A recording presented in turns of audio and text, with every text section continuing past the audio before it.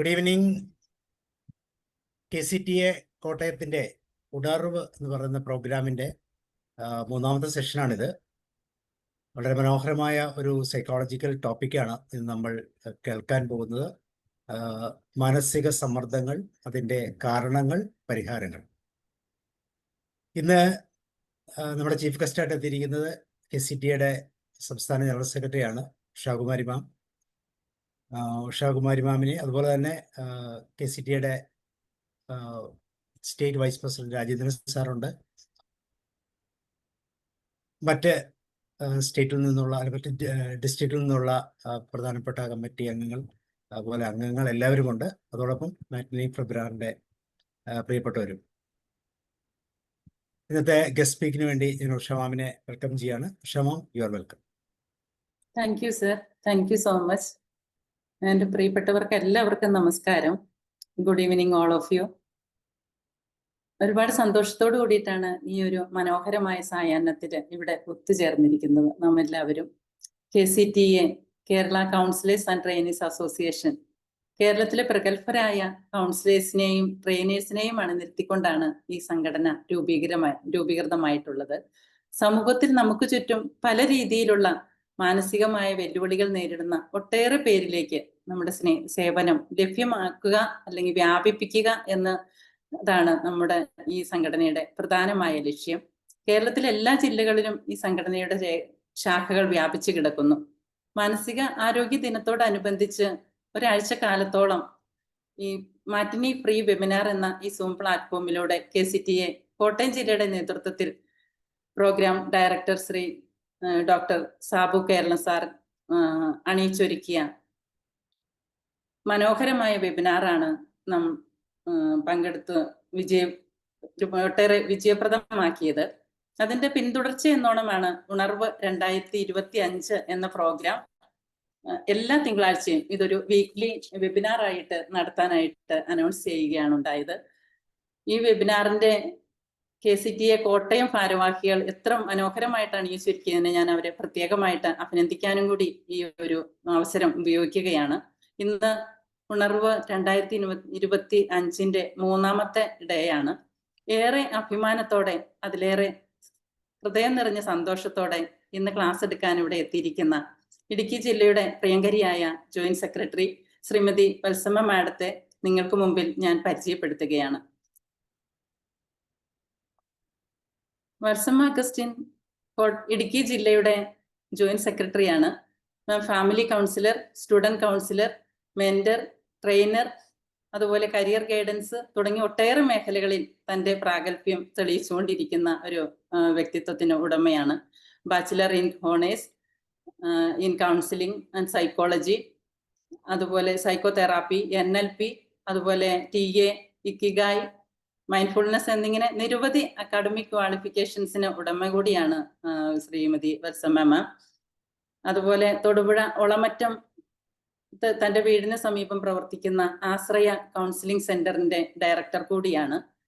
School of life സ്കിൽസിന്റെ life long അഫിലിയേഷനോട് കൂടി പ്രവർത്തിക്കുന്ന ഒരു സ്ഥാപനമാണത്. മാമിനെ ഇന്നിവിടെ ഏറെ സന്തോഷത്തോടു കൂടിയിട്ടാണ് ഈ ഒരു പ്രോഗ്രാമിലേക്ക് ഞാൻ നിങ്ങൾക്ക് മുൻപിൽ പരിചയപ്പെടുത്തുന്നത്.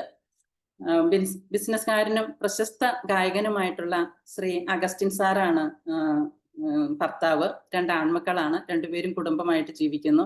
അതിലെല്ലാവർക്കും എല്ലാത്തിലും ഉപരിയായിട്ട് എനിക്ക് ഏറ്റവും അടുപ്പമുള്ള എൻ്റെ പ്രിയപ്പെട്ട സുഹൃത്തു കൂടിയാണ് ശ്രീ ഗുരുതുല്യായ വത്സമ്മ മാം എന്ന് ഞാൻ ഈ അവസരത്തിൽ സ്നേഹപൂർവ്വം ഓർമ്മിപ്പിക്കുകയാണ്. മാമിനെ ഏറെ സ്നേഹത്തോടു കൂടി ഈ ഒരു പ്ലാറ്റ്ഫോമിലേക്ക് ഞാൻ സ്വാഗതം ചെയ്യുകയാണ്. Thank you. അൺമ്യൂട്ട് ചെയ്യണേ. ഓക്കെ, ഇപ്പൊ കേൾക്കാമല്ലോ. കേൾക്കാം. ബഹുമാന്യ സാബു സാർ, പ്രിയ ഉഷ മാം, എല്ലാ നല്ല വാക്കുകൾക്കും നന്ദി പറഞ്ഞുകൊണ്ട് തുടങ്ങട്ടെ. ഈ സൂം മീറ്റിൽ എത്തിയിരിക്കുന്ന ആദരണീയായ മഹത് വ്യക്തിത്വങ്ങളെ, നിങ്ങൾക്ക് ഏവർക്കും എൻ്റെ വിനീതമായ നമസ്കാരം. ഇന്ന് ഞാൻ എടുക്കാനായി KCTAയുടെ ഈ പ്രോഗ്രാമിൽ, ഉണർവെന്ന ഈ പ്രോഗ്രാമിൽ ഇടുക്കി ജില്ലയുടെ ആദ്യത്തെ പ്രോഗ്രാമാണിത്. ഇതിൽ എടുക്കാനായിട്ട് ഉദ്ദേശിക്കുന്നത് സ്ട്രെസ്സിനെ പറ്റിയാണ്. ഇവിടെ സാറ് പറഞ്ഞു കഴിഞ്ഞു. സ്ട്രെസ് എന്ന പദം നമുക്കെല്ലാം സുപരിചിതമായ ഒരു വാക്ക് തന്നെയാണ്. പിറന്നു വീഴുന്ന കുഞ്ഞുങ്ങൾ മുതൽ മരണാസന്നരായിരിക്കുന്ന വ്യക്തികൾ വരെ സ്ട്രെസ് അനുഭവിക്കുന്നുണ്ട്. ഒരു തരത്തിൽ അല്ലെങ്കിൽ മറ്റൊരു തരത്തിൽ നാം എല്ലാവരും സ്ട്രെസ് അനുഭവിച്ചിട്ടുമുണ്ട്. കൗൺസിലേഴ്സും ട്രെയിനേഴ്സും മെന്റേഴ്സും ഒക്കെ സൈക്കോളജിസ്റ്റുകളും ഒക്കെ സ്ട്രെസ്സിലൂടെ തന്നെ കടന്നു പോയിട്ടുണ്ട്. ഉന്നത ഉദ്യോഗസ്ഥരും ഡോക്ടേഴ്സും വൈദികരും ഒക്കെ ഈ സ്ട്രെസ്സിലൂടെ കടന്നു പോയിട്ടുണ്ട്. ഈ സ്ട്രെസ്സിനെ എങ്ങനെ മനോഹരമായിട്ട് നമുക്ക് നിയന്ത്രിക്കാൻ പറ്റും ഇതിൽ നിന്നുള്ളത് നമ്മൾ ഒന്ന് അറിയാതെ വരുന്നത് കൊണ്ടാണ് പലപ്പോഴും പലരും ആത്മഹത്യയിലും മറ്റും ചെന്നെത്തിപ്പോകുന്നതും എന്ന് എനിക്ക് തോന്നുന്നു.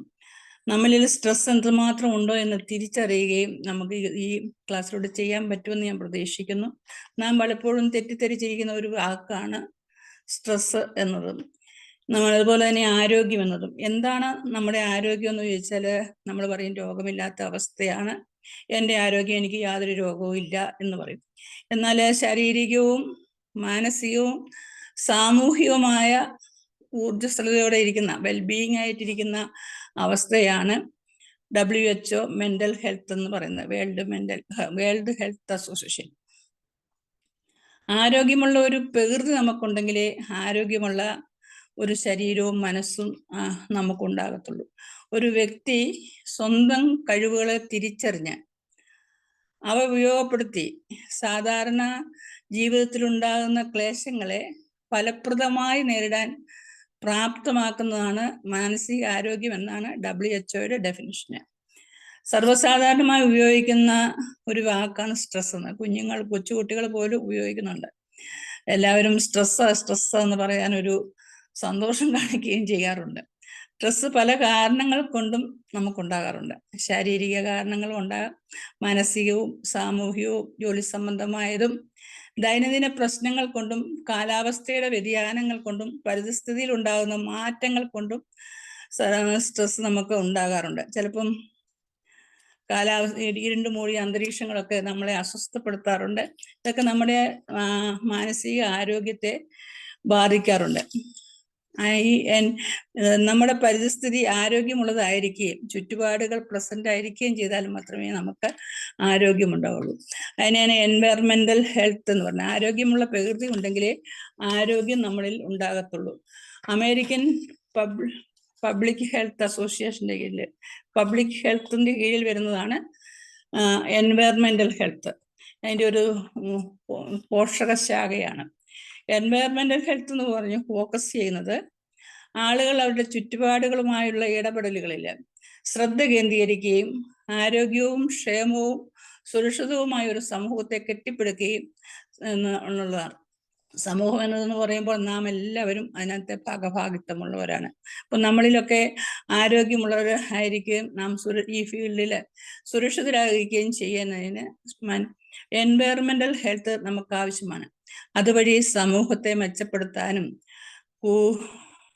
കൂടുതലായിട്ട് നമുക്ക് നന്നായിട്ട് പെരുമാറാനുമുള്ള അവസരങ്ങൾ കിട്ടുന്നു. സമൂഹത്തിലും കുടുംബത്തിലും മറ്റുള്ളവരുമായിട്ടുള്ള ഇടപെടലുകളിലും ഇതിനുവേണ്ടി പലതരം പോളിസികളും പ്രോഗ്രാമുകളും നമുക്ക് കിട്ടുന്നുമുണ്ട്. എങ്ങനെ കെമിക്കൽസിന്റെ ഉപയോഗമൊക്കെ കുറച്ച് നമ്മുടെ വായുവിനെ, വെള്ളത്തിനെ, മണ്ണിനെ, ഭക്ഷണത്തിനെ ഒക്കെ ഒന്ന് മലിനരഹിതമാക്കാം, മാലിന്യത്തെ എങ്ങനെ നമുക്ക് ഇല്ലായ്മ ചെയ്യാൻ പറ്റും എന്നുള്ളതാണ് എൻവയറമെന്റൽ ഹെൽത്ത് വഴി നമ്മൾ ശ്രദ്ധിക്കുന്നത്. മാലിന്യങ്ങൾ ഗുരുതരമായ ആരോഗ്യ പ്രശ്നങ്ങളിലേക്ക് നമ്മെ നയിക്കാറുണ്ട്. മാലിന്യങ്ങൾ എൻവയറമെന്റിനുള്ളപ്പോൾ നമുക്ക് ഹൃദയത്തില് ശ്വാസകോശത്തിന് മറ്റ് ആന്തരിക അവയവങ്ങൾക്കൊക്കെ അസുഖങ്ങൾ ബാധിക്കുകയും ത്വക്ക്, കണ്ണ് എന്നിവയിലൊക്കെ അസ്വസ്ഥതകൾ ഉണ്ടാകുകയും ചെയ്യും. നമ്മൾ എറണാകുളത്തടുത്ത് ഈയിടയില് ഒരു സ്ഥലത്തിന്റെ പേര് ഞാൻ പറഞ്ഞു, അറിയാവുന്നവർക്ക് പറയാം. അവിടെ വെച്ച് 1-2 വർഷമായെന്ന് തോന്നുന്നു, മാലിന്യ കൂമ്പാരത്തിന് തീ പിടിച്ചപ്പോൾ പലർക്കും പല അസ്വസ്ഥതകൾ ഉണ്ടായി. കണ്ണിന് ചൊറിച്ചിലും വേദനയും ശ്വാസം മുട്ടലുകളും അസ്വസ്ഥതകളും ഉണ്ടായി. അതുപോലെ തന്നെ നമ്മളെ Brahmapuram. Okay, thank you sir, thank you very much. അതുപോലെ തന്നെ നമ്മൾ എല്ലാ വർഷവും കേൾക്കുന്ന മഞ്ഞുകാലത്ത് ഡിസംബർ ആകുമ്പോൾ ഡൽഹിയിൽ മൂടൽമഞ്ഞ് നിറഞ്ഞിരിക്കുന്നു, വാഹനങ്ങളെ ഒന്നും കാണാൻ പറ്റുന്നില്ല, അസ്വസ്ഥമാണ് എന്ന് അടുത്തിരുന്നാൽ പോലും കാണാൻ പറ്റുന്നില്ല. എന്നാൽ കോവിഡ് സമയത്തുണ്ടായ ലോക്ക്ഡൗണിൽ ഇങ്ങനെയും വാർത്ത കേട്ടു, ഡൽഹിയിൽ ഇരുന്നാൽ ഹിമാലയം കാണാൻ പറ്റുന്നുണ്ടെന്ന്. അപ്പം നമ്മുടെ അന്തരീക്ഷം എന്തുമാത്രം മാലിന്യമാവുന്നു, അന്തരീക്ഷം എന്തുമാത്രം മാലിന്യം നിറയുന്നുണ്ട്, അന്തരീക്ഷ മർദ്ദം എന്തോരം ഉണ്ടെന്നുള്ളത് നമുക്ക് മനസ്സിലാക്കാം. പൊല്യൂഷൻ കൂടാനുള്ള കാരണം എല്ലാ വീടുകളിലും വാഹനങ്ങളുണ്ട്. ഒന്നു മാത്രമല്ല, പലർക്കും ആളോഹരി വാഹനങ്ങൾ നിറഞ്ഞുകൊണ്ടിരിക്കുന്നു, ഫാക്ടറികൾ കൂടുന്നു. ഇവയിൽ നിന്നെല്ലാം പുറന്തള്ളുന്ന മാലിന്യം നമ്മുടെ അന്തരീക്ഷത്തെ മലിനമാക്കിക്കൊണ്ടിരിക്കുന്നു. ഈ മേഖലയിൽ ശ്രദ്ധ പതിപ്പിക്കാൻ വേണ്ടിയാണ് സൈക്കോളജിയുടെ ഒരു ശാഖയായ എൻവയറമെന്റൽ സൈക്കോളജി ഉദയം ചെയ്തത്. ഹെൽപാക്ക് എന്നയാളാണ് ഇത് നമ്മെ പരിചയപ്പെടുത്തിയത്. ഇതിന്റെ ഒന്നാം പാദം തുടങ്ങിയത് 20ാം നൂറ്റാണ്ടിന്റെ ആദ്യ പാദത്തിലാണ്, 1950 ഉള്ളിലായിട്ട്.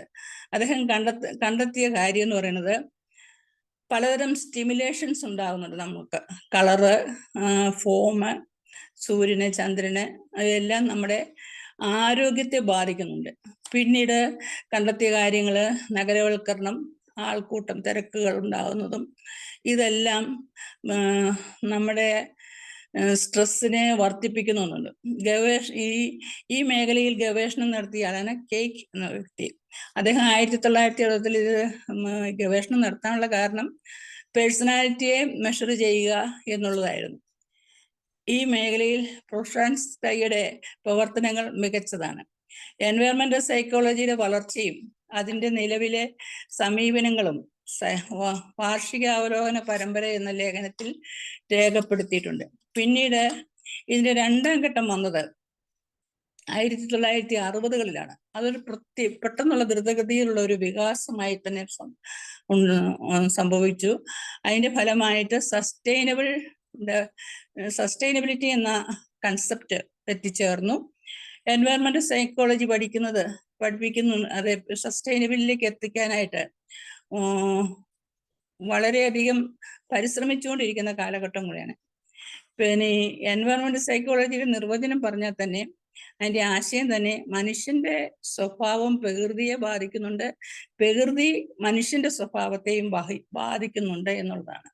അവ തമ്മിലുള്ള ബന്ധം, മനുഷ്യനും പ്രകൃതിയും തങ്ങളിലും, മനുഷ്യന്റെ സ്വഭാവവും പ്രകൃതിയും തങ്ങളിലും, പ്രകൃതിയും മനുഷ്യന്റെ സ്വഭാവത്തെ എങ്ങനെ ബാധിക്കുന്നു, ഇത് രണ്ടും തങ്ങളിലുള്ള ബന്ധമാണ് എൻവയറമെന്റൽ സൈക്കോളജി പഠിച്ചുകൊണ്ടിരിക്കുന്നത്. മനുഷ്യന്റെ സ്വഭാവം പ്രകൃതിയെ നന്നായിട്ട് ബാധിക്കുന്നുണ്ടെന്ന് നമുക്കറിയാം. നമ്മൾ കുന്നുകൾ നിരത്തുന്നതും പാടം നികത്തുന്നതും വയലുകൾ എല്ലാം കൃഷിസ്ഥലങ്ങളെല്ലാം കെട്ടിടങ്ങളാക്കി വരുന്നതും ഒക്കെ നമ്മുടെ എൻവയറമെന്റിനെ വളരെയധികം ബാധിക്കുന്നുണ്ട്. അതിന്റെ ഫലമായി കുറെ അസ്വസ്ഥതകളും ഉണ്ടാകുന്നുണ്ട്. നാച്ചുറൽ എൻവയറമെന്റും മാൻമെയ്ഡ് എൻവയറമെന്റും ഉണ്ട്. മാൻമെയ്ഡ് എൻവയറമെന്റ് ഉണ്ടാകാതിരിക്കാൻ പറ്റത്തില്ല. കാരണം നമുക്ക് പഴയ അവസ്ഥയല്ലല്ലോ, പഴയ അവസ്ഥയിൽ നിന്നൊക്കെ ഒത്തിരി ഒരു 50 വർഷം മുമ്പുള്ള അവസ്ഥയല്ല നമ്മുടെ ജീവിത സാഹചര്യങ്ങളും ഒക്കെ. ദിവസവും കെട്ടിടങ്ങൾ പൊങ്ങുന്നു, ഫാക്ടറികൾ ഉണ്ടാകുന്നു. ഇതെല്ലാം നമ്മുടെ വികാസത്തിന് ആവശ്യമാണ്. കൃഷിക്കും മറ്റു ആവശ്യങ്ങൾക്കൊക്കെ മെഷീനുകളാവുന്നു. ഇതെല്ലാം മാലിന്യങ്ങളെ ദിവസം തോറും തള്ളിക്കൊണ്ടിരിക്കുന്നതാണ്. എന്നാൽ എൻവയറമെന്റൽ സൈക്കോളജിയുടെ വരവോടുകൂടി കുറെ നിയന്ത്രണങ്ങൾ വന്നിട്ടുണ്ട്. ഇപ്പം വീടുകൾ പണിയുവാണെങ്കിൽ മഴവെള്ള സംഭരണി വേണമെന്നും ബയോഗ്യാസ് പ്ലാന്റ് വേണമെന്നും റീസൈക്ലിംഗ് പ്രോസസ്സ് നടക്കണമെന്നും ഹരിതകർമ്മസേനകളുടെ പ്രവർത്തനമൊക്കെ നമ്മുടെ എൻവയറമെന്റിനെ ശുദ്ധീകരിക്കാനായിട്ട് സഹായിക്കുന്നതാണ്. നഗരങ്ങളിലെ തിരക്ക് കൂടുന്നതും ശബ്ദ മലിനീകരണവും ഇതൊക്കെ നമ്മുടെ എൻവയറമെന്റിനെ ബാധിക്കുന്നുണ്ട്, എൻവയറമെന്റ് സ്വഭാവത്തെ ബാധിക്കുന്നുണ്ട്. ഇപ്പൊ നമ്മുടെ എൻവയറമെന്റ് നമ്മുടെ സ്വഭാവത്തെ ബാധിക്കുന്നത് എങ്ങനെയാന്ന് ചോദിച്ചാല്, ഇപ്പോൾ നമ്മളൊരു ലൈബ്രറിയിൽ ഇരിക്കുന്ന സ്വഭാവം അല്ലല്ലോ നമുക്ക് ഒരു ഷോപ്പിംഗ് മാളിൽ ഇരിക്കുമ്പോൾ, അല്ലെങ്കിൽ ഒരു തിയേറ്ററിൽ ഇരിക്കുന്ന സ്വഭാവ രീതി അല്ലല്ലോ ഒരു പ്രാർത്ഥനാലയത്തിൽ ഇരിക്കുമ്പോൾ. ഇങ്ങനെ ഓരോ സാഹചര്യങ്ങൾക്കനുസരിച്ച് നമ്മുടെ സ്വഭാവം മാറുന്നുണ്ട് എന്നുള്ള കണ്ടെത്തലാണ് എൻവയറമെന്റൽ സൈക്കോളജി കണ്ടെത്തിയിരിക്കുന്നത്. 1936 ഹാൻസെയ്ൽ എന്ന വ്യക്തി, അദ്ദേഹം ഒരു ഹംഗേറിയൻ കനേഡിയൻ എന്റർപ്രൈനറിസ്റ്റ് ആണ്. അദ്ദേഹം ജനിച്ചത് വിയന്നയിലാണ്.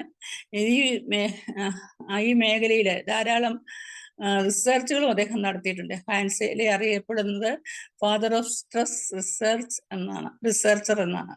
സ്ട്രെസ് എന്ന് പറയുന്ന വാക്ക്, സ്ട്രെസ് എന്ന വാക്ക് ഉടലെടുത്തത് ലാറ്റിൻ, സ്ട്രെസ്സർ എന്ന ലാറ്റിൻ പദത്തിൽ നിന്നാണ്. സ്ട്രെസ്സർ എന്ന് പറയുമ്പം ട്രോടൈറ്റ് എന്നാണ് അർത്ഥം വരുന്നത്. ട്രോടൈറ്റ് എന്ന് പറയുമ്പോൾ അറിയാം, വലിഞ്ഞു മുറുക്കി കെട്ടുക എന്നുള്ള ഒരു അർത്ഥമാണ് വരുന്നത്. അപ്പോൾ സ്ട്രെസ് നമ്മളിൽ പിരിമുറുക്കം സൃഷ്ടിക്കുന്നുണ്ട്. നമ്മൾ സ്ട്രെസ് ഉള്ള സമയത്ത് ഒന്ന് ചിരിക്കാൻ പറ്റില്ല, അസ്വസ്ഥപ്പെട്ടിരിക്കുന്നു, വലിഞ്ഞു മുറുകിയിരിക്കുന്നു എന്നൊക്കെ പറയുന്നില്ല, അത് തന്നെ. സ്ട്രെസ് നമുക്കൊരു ഭീഷണി നേരിടുമ്പോൾ അതിനെ പ്രതികരിക്കാനുള്ള വിഭവങ്ങൾ നമ്മുടെ കയ്യിൽ ഇല്ലാതെ വരുമ്പോൾ ഉണ്ടാകുന്ന അവസ്ഥയാണ് American psychological association APA stress എന്ന് നിർവചനം തന്നിരിക്കുന്നത്. സ്ട്രെസ് ഒരു സാധാരണ പ്രതിഭാസമാണ്, എങ്കിലും ദൈനംദിന ജീവിതത്തെ അത് ബാധിക്കുന്നുണ്ട്. സ്ട്രെസ്സിന്റെ ലക്ഷണമായിട്ട് പറഞ്ഞാൽ ഒരിടത്ത് ഒതുങ്ങിയിരിക്കാൻ സാധിക്കുന്നില്ല, ഇരിക്കാൻ പറ്റുന്നില്ല, സ്വസ്ഥമായിട്ട് ഇരിക്കാൻ പറ്റുന്നില്ല. ചിലർ പറഞ്ഞു തന്നെ വീണ്ടും പറഞ്ഞുകൊണ്ടിരിക്കും. ഒന്നിലും ഒന്ന് കോൺസെൻട്രേറ്റ് ചെയ്യാൻ പറ്റുന്നില്ല, ഉത്കണ്ഠ, ക്ഷോഭം ഉണ്ടാവുന്നു, വെറുപ്പുണ്ടാവുന്നു തുടങ്ങിയ വികാരങ്ങളൊക്കെ അവരെ അസ്വസ്ഥപ്പെടുത്തിക്കൊണ്ടിരിക്കുന്നു. ശാരീരിക ബുദ്ധിമുട്ടുകൾ ഉണ്ടാകുന്നു, സൈക്കോസൊമാറ്റിക് ഡിസോർഡറുകളൊക്കെ ഉണ്ടാകുന്നു. തലവേദന, ശരീരവേദന, വയറുവേദന, ചിലരിൽ വിശപ്പ് കൂടും, ചിലരിൽ വിശപ്പ് കുറഞ്ഞിരിക്കും, ചിലരിൽ ഉറക്കം കൂടും, ഉറക്കക്കുറവ്. ഇതെല്ലാം ചിലർക്ക് ശാരീരിക അസ്വസ്ഥതകൾ മുമ്പുണ്ടായിരുന്നത് വീണ്ടും തിരിച്ചു വന്നും ഇരിക്കാം. മാനസിക ആരോഗ്യത്തെയും ഇത് തകരാറിലാക്കും. വിഷാദം പിടിപെട്ട് കഴിയുമ്പോൾ മാനസിക ആരോഗ്യത്തിന്റെ സ്ഥിതിയിലും വ്യത്യാസങ്ങൾ നമുക്ക് സംഭവിക്കാറുണ്ട്. നമുക്ക് ഈ സ്ട്രെസ്സിന്റെ സോഴ്സുകൾ എവിടെ നിന്നൊക്കെയാണ് സ്ട്രെസ് നമ്മളിലേക്ക് എത്തപ്പെടുന്നതെന്ന് നോക്കാം. അതിന് ലക്ഷ്യബോധമുള്ള പ്രവർത്തനത്തെ തടസ്സപ്പെടുത്തുന്നതാണ് സ്ട്രെസ്. മൂന്ന് സോഴ്സുകളാണ് കണ്ടെത്തിയിരിക്കുന്നത്. ഒന്ന് ഫ്രസ്ട്രേഷൻ, രണ്ടാമത് conflict of motifs. Pressure can be external ഒരു ഇന്റേണൽ. അതായത് ഫ്രസ്ട്രേഷൻ എന്ന് പറയുമ്പോൾ നമ്മുടെ ജീവശാസ്ത്രപരമായ നിലപാടുകളും നമ്മുടെ ആവശ്യങ്ങൾക്ക് തടസ്സം നിൽക്കുകയും ചെയ്യുകയും നമ്മുടെ ആവശ്യങ്ങളും ഉദ്ദേശങ്ങളും എന്നിവയുടെ തടസ്സങ്ങൾ നമ്മളെ നിരാശയിലേക്ക് നയിക്കുകയും ചെയ്യുമ്പോഴാണ് ഫ്രസ്ട്രേഷൻ എന്ന് പറയപ്പെടുന്നത്. ഇനി കോൺഫ്ലിക്റ്റ് ഓഫ്, രണ്ടാമത്തെ കാര്യം അതിന്റെ സോഴ്സ് ആയിട്ട് വരുന്ന കോൺഫ്ലിക്റ്റ് ഓഫ് മോട്ടീവ്സ് ആണ്. അതായത് ഒരു വ്യക്തിക്ക് തീരുമാനം എടുക്കാൻ പറ്റുന്നില്ല, തീരുമാനം എടുക്കാനുള്ള സാഹചര്യത്തിൽ ഇതര മാർഗങ്ങളൊക്കെ സ്വീകരിക്കേണ്ടതായിട്ട് വരുന്നു. അത് ആ വ്യക്തിയിൽ സ്ട്രെസ് ഉണ്ടാക്കിയെടുക്കുന്നു. ഇനി മൂന്നാമത്തെ കാര്യം എന്ന് പറയുന്നത് പ്രഷർ ക്യാൻ ബി എക്സ്റ്റേണൽ ഒരു ഇന്റേണൽ. ഈ പ്രഷർ വരുന്നത് പരിസ്ഥിതിയിൽ നിന്ന് വരാം, എക്സ്റ്റേണൽ ആയിട്ട് വരുന്നത് പരിസ്ഥിതിയിൽ നിന്ന് വരാം. ബാഹ്യമായ ഉത്തരവാദിത്തങ്ങൾ എന്നെ കൊണ്ട് നിറവേറ്റാൻ പറ്റുന്നില്ല എന്നുള്ള തോന്നലുകളിൽ നിന്ന്, എന്നുള്ള കാര്യത്തിൽ നിന്ന് നമുക്ക് അസ്വസ്ഥതകൾ ഉണ്ടാകാം. ഇന്റേണലായിട്ട് പറയുമ്പോൾ അരക്ഷിതാവസ്ഥകള്, സ്വയം നശീകരണ പ്രവണതകള്, ശത്രുതാ മനോഭാവം, ഒന്നിലും പൂർണ്ണതയില്ലായ്മ എന്നുള്ള ചോദ്യം, കാര്യങ്ങൾ ഓരോന്നും നീട്ടി വലിച്ചു കൊണ്ടുപോവുക, നിസ്സഹായ അവസ്ഥ, ഇതൊക്കെ ഇന്റേണൽ ആയിട്ടുള്ള കാര്യങ്ങളാണ്. ഈ സ്ട്രെസ്സിനെ തന്നെ നമുക്ക് രണ്ട് ടൈപ്പ് ഉണ്ട്. നമ്മൾ തിരിച്ചാൽ രണ്ട് ടൈപ്പ് ഉണ്ട്. ഒന്ന് പോസിറ്റീവും ഒന്ന് നെഗറ്റീവും. പോസിറ്റീവ് സ്ട്രെസ്സിനെ നമ്മൾ യൂസ് സ്ട്രെസ് എന്ന് പറയുന്നു, നെഗറ്റീവ് സ്ട്രെസ്സിനെ ഡിസ്ട്രെസ് എന്ന് പറയുന്നു. പോസിറ്റീവ് സ്ട്രെസ് നമുക്ക് നല്ലതാണ്. എന്നുവെച്ചാൽ ഒരു കാര്യം നമ്മൾ ചെയ്യുമ്പോൾ ഇച്ചിരി സ്ട്രെസ് ഉണ്ടാകുന്നത്, അതായത് ഒരു കല്യാണം വന്നു, അല്ലെങ്കിൽ ഒരു വാർഷിക എന്തെങ്കിലും ഒരു ജോലിക്ക് കയറുന്നു. ഇങ്ങനെയൊക്കെ ചെയ്യുമ്പോൾ ഒരു സ്ട്രെസ് ഉണ്ടാകുന്നുണ്ട്. പെർഫോമൻസ് ബെറ്റർ ആക്കാൻ നമുക്ക് സാധിക്കും. പിന്നെ ഒരു എക്സാം വരുന്നു, അപ്പോൾ ഒന്ന് സ്ട്രെസ് ഉണ്ടായെങ്കിൽ നമുക്ക് പഠിക്കാൻ തോന്നുള്ളൂ. അല്ല ഒന്ന് പറഞ്ഞ് മട്ടിപ്പോയാൽ ആ പഠനം ശരിയാകത്തില്ല. അങ്ങനെയുള്ളവർക്ക് പഠിക്കാൻ സാധിക്കത്തില്ല. അപ്പം സ്ട്രെസ് നല്ലതാണ്. അത് അതിൻ്റെ ലെവല് വിട്ട് പോകുമ്പോഴാണ് നമുക്ക് അസ്വസ്ഥതകൾ ഉണ്ടാകുന്നത്. ഇനി നെഗറ്റീവ് സ്ട്രെസ് എന്ന് പറയുന്നത് അതിൽ തന്നെ 2 വിഭാഗമുണ്ട്. അക്യൂട്ട് സ്ട്രെസ്സും ക്രോണിക് സ്ട്രെസ്സും. അക്യൂട്ട് സ്ട്രെസ് എന്ന് പറയുന്നത് നമുക്ക് പെട്ടെന്നൊരു സംഭവം ഉണ്ടാകുന്നു. ഒന്നുകിൽ ഉറ്റവരുടെ മരണമാകാം, അല്ലെങ്കിൽ ഒരു ആക്സിഡന്റ് ആകാം. ഇങ്ങനെ പെട്ടെന്നൊരു ആഘാതം നമ്മുടെ മനസ്സിലേക്ക് വരുമ്പോൾ നമുക്കൊരു അസ്വസ്ഥത ഉണ്ടാകും. ചിലപ്പോൾ അത് ഒരു 3-4 ദിവസം കൊണ്ട് അത് മാറും. ചിലപ്പോൾ അത് 1 മാസം വരെയും നീണ്ടു നിൽക്കാറുണ്ട്. ചിലപ്പോൾ അക്യൂട്ട് സ്ട്രെസ് എപ്പിസോഡിക്കായിട്ടും വരും, പരമ്പര പോലെ തുടർന്ന് അത്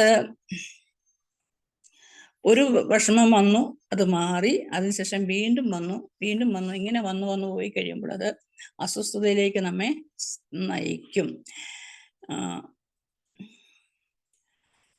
പിന്നെ ക്രോണിക് സ്ട്രെസ് എന്ന് പറഞ്ഞാൽ പല പ്രശ്നങ്ങൾ കൊണ്ട് ഒരേ സമയം പല പ്രശ്നങ്ങൾ ഒരു വ്യക്തിയെ അലട്ടുന്നു. ആ വ്യക്തിയുടെ മാനസിക നിലയിൽ അസ്വസ്ഥതകൾ ഉണ്ടാകുന്നു. ചിലപ്പം ജോലി സ്ഥലത്തെ ജോലി നഷ്ടപ്പെട്ടതായിരിക്കാം, സാമ്പത്തിക തകർച്ചയാകാം, വിവാഹ ബന്ധത്തിലുള്ള തകർച്ചകളാകാം. ഇതെല്ലാം ആ വ്യക്തിയുടെ ജീവിതത്തെ നന്നായിട്ട് ബാധിക്കുന്നുണ്ട്. 1932 കാനോനും 1936 ഹാൻസ് സെയ്ലെയും സ്ട്രെസ്സിനെ പറ്റി റിസർച്ച് നടത്തി. കാനോൻ നടത്തിയത് മൃഗങ്ങളിലും മനുഷ്യരിലും അപകടകരമായ അവസ്ഥയിൽ എങ്ങനെ മൃഗങ്ങളും മനുഷ്യരും പെരുമാറുന്നു എന്നുള്ളതിനെ പറ്റിയാണ്. നമ്മൾ കണ്ടിട്ടുണ്ട്, പട്ടി പിടിക്കാനായിട്ട് വന്നാൽ പൂച്ച ഹൈ ലെവലിൽ ഓടും. അതുപോലെ തന്നെ പൂച്ച കാണുമ്പം എലി ഓടും. മാനുകളൊക്കെ എന്നെ പിടിക്കാൻ വരുന്ന കടുവായി മൃഗങ്ങളെയൊക്കെ കാണുമ്പോൾ ഓടും. അതുപോലെ നമുക്കൊരു അപകടം വരുന്ന സമയത്ത് എനിക്ക് പേടിയില്ല, ആരെയും പേടിയില്ല എന്ന് പറഞ്ഞിരിക്കുന്ന വ്യക്തിയും നമ്മുടെ നേരെ ഒരു വാഹനം പാഞ്ഞു വന്നാൽ നമ്മൾ ചിലപ്പോൾ ഒരു ശബ്ദങ്ങളൊക്കെ കേൾപ്പിച്ചെന്നിരിക്കും, പെട്ടെന്ന് എടുത്തിയാടി നിൽക്കും. എത്ര ആരോഗ്യമില്ലാത്തവരും അവിടെ ഒരു എനർജി അവർക്കുണ്ടാകുന്നു. അപ്പോൾ ആ അപകടാവസ്ഥയിൽ നിന്ന് രക്ഷപ്പെടാൻ വേണ്ടി ശരീരം കാണിക്കുന്ന ഫ്ലൈറ്റ് ഓർ ഫൈറ്റ് റെസ്പോൺസിലേക്ക് എത്തിച്ചേരുന്നു. അപകടം വരുമ്പോൾ നമ്മുടെ സിമ്പതറ്റിക് അഡ്രിനാലിൻ സിസ്റ്റം ആക്ടിവേറ്റ് ആവുന്നു എന്ന് കാനോൻ മനസ്സിലാക്കി. ഇത് അക്യൂട്ട് സ്ട്രെസ്സിനോടുള്ള റെസ്പോൺസ് ആണ്. എന്നാൽ സെയ്ലെ താല്പര്യം കാണിച്ചത് ക്രോണിക് സ്ട്രെസ് ഉണ്ടാകുമ്പോഴുള്ള മാറ്റത്തെ പറ്റിയായിരുന്നു. എങ്ങനെയാണ് ക്രോണിക് സ്ട്രെസ് ഉണ്ടാകുമ്പോൾ ഒരു വ്യക്തിയിൽ ഉണ്ടാകുന്ന മാറ്റങ്ങൾ എന്നാണ് അദ്ദേഹം ശ്രദ്ധ തിരിച്ചത്. അതിന് 3 സ്റ്റേജുകൾ ഉള്ളതായിട്ട് അദ്ദേഹം കണ്ടെത്തി. ഈ പാറ്റേണിനെ ജനറൽ അഡാപ്റ്റീവ് സിൻഡ്രം എന്ന് പറയും. ജനറൽ അഡാപ്റ്റീവ് സിൻഡ്രത്തില് 3 സ്റ്റേജുകളുണ്ട്. ഒന്ന് അലാറം സ്റ്റേജ്, രണ്ടാമത്തെ റെസിസ്റ്റൻസ് സ്റ്റേജ്, മൂന്നാമത്തെ exhaustion stage. Alarm stage, alarm അടിക്കുന്നതെന്ന് വെച്ചാൽ ഒരു അപകടം വന്നു എന്ന് അറിയിക്കാൻ വേണ്ടിയുള്ളതല്ലേ. ഈ പാറ്റേണിൽ ജനറൽ ഓട്ടോമാറ്റിക്കായിട്ട് സ്ട്രെസ് നമ്മളിൽ ഉണ്ടാകുന്നു. ഇത് നമ്മുടെ സമ്മർദ്ദം വർദ്ധിപ്പിക്കുന്നു. ജൈവശാസ്ത്രപരവും ആയ രൂപീകരണം നൽകിയ സമ്മർദ്ദത്തിന്റെ ആദ്യ മാതൃകളായിട്ടാണ് ഈ GAS-നെ, ജനറൽ അഡാപ്റ്റീവ് സിസ്റ്റത്തിനെ കാണുന്നത്. Body flight or fight response കാണിക്കുകയാണ് അലാറം സ്റ്റേജിൽ. ഈ സ്റ്റേജിൽ സിമ്പതറ്റിക് നെർവസ് സിസ്റ്റം ശരീരത്തെ അലർട്ടാക്കുകയും ഹോർമോൺസിനെ ഓട്ടോമാറ്റിക്കായിട്ട് റിലീസാക്കുന്നു. അതിൻ്റെ ഫലമായി അഡ്രിനാലിനും നോർ അഡ്രിനാലിനും ഉൽപ്പാദിപ്പിക്കപ്പെടുന്നു. നമ്മുടെ ഹൃദയത്തിന്റെ ഇടിപ്പ് കൂടുന്നു, ശ്വാസോച്ഛ്വാസത്തിന്റെ വേഗത കൂടുന്നു, ഹൃദയം രക്തം പമ്പ് ചെയ്യുന്ന സ്പീഡ് കൂടുന്നു, ശരീരത്തിൽ മൊത്തം രക്തം എത്തുന്നു, പ്രവർത്തനങ്ങളൊക്കെ ഊർജ്ജസ്വലമാകുന്നു. അപ്പോൾ അലാറം സ്റ്റേജ്. അതിന്റെ ഫലമായിട്ട് ഓക്സിജന്റെ അളവ് ശരീരത്തിൽ കുറയുകയും ചെയ്യുന്നു. ശ്വാസോച്ഛ്വാസത്തിന്റെ വേഗത കൂടും, BP കൂടും, നമ്മുടെ സെൻസ് ഓർഗൻസ് ഒക്കെ ആക്ടിവേറ്റ് ആവും. പിന്നെ രണ്ടാമത്തെ സ്റ്റേജ് എന്ന് പറയുന്നത് അദ്ദേഹം കണ്ടുപിടിച്ച റെസിസ്റ്റൻസ് സ്റ്റേജ് ആണ്. ഈ സ്റ്റേജിൽ ഈ പ്രവർത്തനങ്ങളൊക്കെ ശരീരത്തിൽ നടന്നല്ലോ, അലാറം സ്റ്റേജിൽ. അതിനുശേഷം ആ ഷോക്കിൽ നിന്ന് ശരീരം മാറി സാധാരണ നിലയിലേക്ക് വരുന്നതാണ്. ശരീരം ഇതിന്റെ ഫലമായി ചില അസ്വസ്ഥതകളും കാണിക്കും. ചിലർക്ക് വയറിളക്കം കാണിക്കും, തലവേദന, മൂഡിൽ വ്യത്യാസങ്ങൾ ഉണ്ടാവും, ഒന്നിലും ശ്രദ്ധിക്കാൻ വയ്യാത്തൊരവസ്ഥ ഉണ്ടാവും. സ്ലീപ്പ് ഡിസോർഡേഴ്സും ചിലര് കാണിക്കാറുണ്ട്. റെസിസ്റ്റൻസ് സ്റ്റേജിൽ നിന്ന് മാറിയില്ലെങ്കിൽ, അത് റെസിസ്റ്റൻസ് സ്റ്റേജിൽ നമ്മളിൽ നിന്ന് മാറിയില്ലെങ്കിൽ എക്സ്വേർഷൻ സ്റ്റേജിലേക്ക് നമ്മൾ എത്തും. അത് GASന്റെ 3ാമത്തെ സ്റ്റേജാണ്. ഒന്നും ചെയ്യാൻ പറ്റുന്നില്ല, അതായത് തളർന്നു കിടക്കുക. അവരുടെ ശരീരത്തെ തൊടുമ്പോൾ തന്നെ നമുക്കറിയാൻ പറ്റും ഒന്നും വയ്യാതെ കിടക്കുന്നതായിട്ട്. ജീവനുണ്ട്, പക്ഷേ അവർക്ക് ഒന്നും സംസാരിക്കാൻ മൂടില്ല, യാതൊന്നും ചെയ്യാനും മൂടില്ല. ഈ ഒന്നും വയ്യാതെ അവസ്ഥയിലേക്ക് എത്തുന്നു. ക്രോണിക് സ്ട്രെസ് നമുക്ക് ലോങ് ടേമിലായി പോയാൽ ആങ്സൈറ്റി ഉണ്ടാകുന്നു. അതുമായിട്ട് ബന്ധപ്പെട്ട ഇഷ്യൂസ് ഒക്കെ നമ്മളൊക്കെ ഉണ്ടാകാറുണ്ട്. കാർഡിയോ വാസ്കുലർ പ്രോബ്ലംസ് ഉണ്ടാകുന്നു, ഡൈജഷൻ പ്രോബ്ലംസ് ഉണ്ടാകുന്നു, മെന്റൽ ഹെൽത്തുമായി റിലേറ്റഡ് ആയ ഡിസോർഡേഴ്സും ഉണ്ടാകുന്നു. ചിലപ്പോൾ ഇത് കൂടി പോകുമ്പോൾ ഡിപ്രഷനിലേക്ക് എത്തും. ഡിപ്രഷനിൽ വരുന്നവരെല്ലാം തന്നെ, ഈ ഡിപ്രഷനുമായി വരുന്നവരൊക്കെ തന്നെ ഈ ഒരു സ്റ്റേജിലേക്ക് എത്തിയവരാണ്. ഇവയൊക്കെ ഉണ്ടാകാനുള്ള സാധ്യതകൾ ധാരാളമാണ്. ഇനി സൈക്കോളജിക്കൽ മോഡൽ ഓഫ് സ്ട്രെസ് ഉണ്ട്. അത് സ്ട്രെസ് റെസ്പോൺസ് ബയോളജിക്കൽ മോഡലിൽ നിന്ന് സ്വതന്ത്രമായിട്ട് സൈക്കോളജിക്കൽ ഫാക്ടറിലേക്ക് പോകും. സ്ട്രെസ് റെസ്പോൺസ് ശാരീരിക പ്രവർത്തനങ്ങളിൽ നിന്ന് മാറിയിട്ട് സൈക്കോളജിക്കൽ പ്രോസസ്സിലേക്ക് ഇത് മാറിക്കഴിയുമ്പോഴാണ് സൈക്കോളജിക്കൽ മോഡൽ ഓഫ് സ്ട്രെസ് ഉണ്ടാകുന്നത്. ഈ മോഡലിൽ ട്രാൻസാക്ഷണൽ മോഡൽ എന്നും പറയപ്പെടുന്നുണ്ട്. ഈ ട്രാൻസാക്ഷണൽ മോഡലിന് സ്ട്രെസ് എന്നത് വ്യക്തിയിലും എൻവയറമെന്റും തമ്മിലുള്ള ഇടപെടലുകളാണ്. ഒരു സംഭവം നടന്നു, ആളുകൾ നടന്നതുകൊണ്ട് മാത്രമായില്ല, സംഭവത്തെക്കുറിച്ചുള്ള ആളുകളുടെ ബോധവൽക്കരണത്തിൽ നിന്നും അതിനെ നേരിടാനുള്ള തന്ത്രങ്ങളിൽ നിന്നും അവർ സംഭവത്തെ നേരിടാൻ ഉപയോഗിച്ച തന്ത്രങ്ങൾ, ഇവ രണ്ടും സ്ട്രെസ്സിന്റെ നിലകളെ ബാധിക്കുന്നുണ്ട്. പിന്നീട് അടുത്തതായിട്ട് വരുന്നതാണ് സ്ട്രെസ്സിന്റെ ഘടകങ്ങൾ. സ്ട്രെസ്സിന്റെ ഘടകങ്ങളെ പറയുന്ന പേരാണ് സ്ട്രെസ്സേഴ്സ് എന്ന്. സ്ട്രെസ്സിന്റെ പരിണത ഫലമായിട്ട് നമ്മൾ വ്യക്തിയുടെ സ്വഭാവത്തിൽ വ്യത്യാസങ്ങൾ വരുന്നുണ്ട്, ശാരീരികമായ വ്യത്യാസങ്ങൾ വരുന്നുണ്ട്, മാനസികമായി സഹിക്കാനുള്ള ശേഷി കുറയുന്നുണ്ട്. പാരിസ്ഥിതിക ഘടകങ്ങളൊക്കെ ഇതിൽ വലിയൊരു ഘടകം തന്നെയാണ്. സാമൂഹ്യ പിന്തുണയാണ് ഇപ്പൊ നഷ്ടപ്പെടുന്നതും ഈ സ്ട്രെസ്സിനെ ആഘാതം കൂട്ടുന്നുണ്ട്. ഇതിന്റെ പ്രാധാന്യം അനുസരിച്ച് സ്ട്രെസ്സിന്റെ ലെവൽ കൂടിക്കൊണ്ടിരിക്കും. പരിണത ഫലം അവയെ ആശ്രയിച്ച് തന്നെ ഇരിക്കുകയും ചെയ്യും. ഇനി സ്ട്രെസ് നമ്മളിൽ ചില പ്രശ്നങ്ങളൊക്കെ ഉണ്ടാക്കുന്നുണ്ട്. ശാരീരിക പ്രശ്നങ്ങൾ ഉണ്ടാക്കുന്നുണ്ട്, മാനസിക പ്രശ്നങ്ങൾ ഉണ്ടാക്കുന്നുണ്ട്, എൻവയറമെന്റൽ പ്രശ്നങ്ങൾ ഉണ്ടാക്കുന്നുണ്ട്, സോഷ്യലായിട്ടും സാമൂഹ്യമായിട്ടും സാംസ്കാരികവുമായ പ്രശ്നങ്ങളും നമ്മളിൽ ഉണ്ടാക്കുന്നുണ്ട്.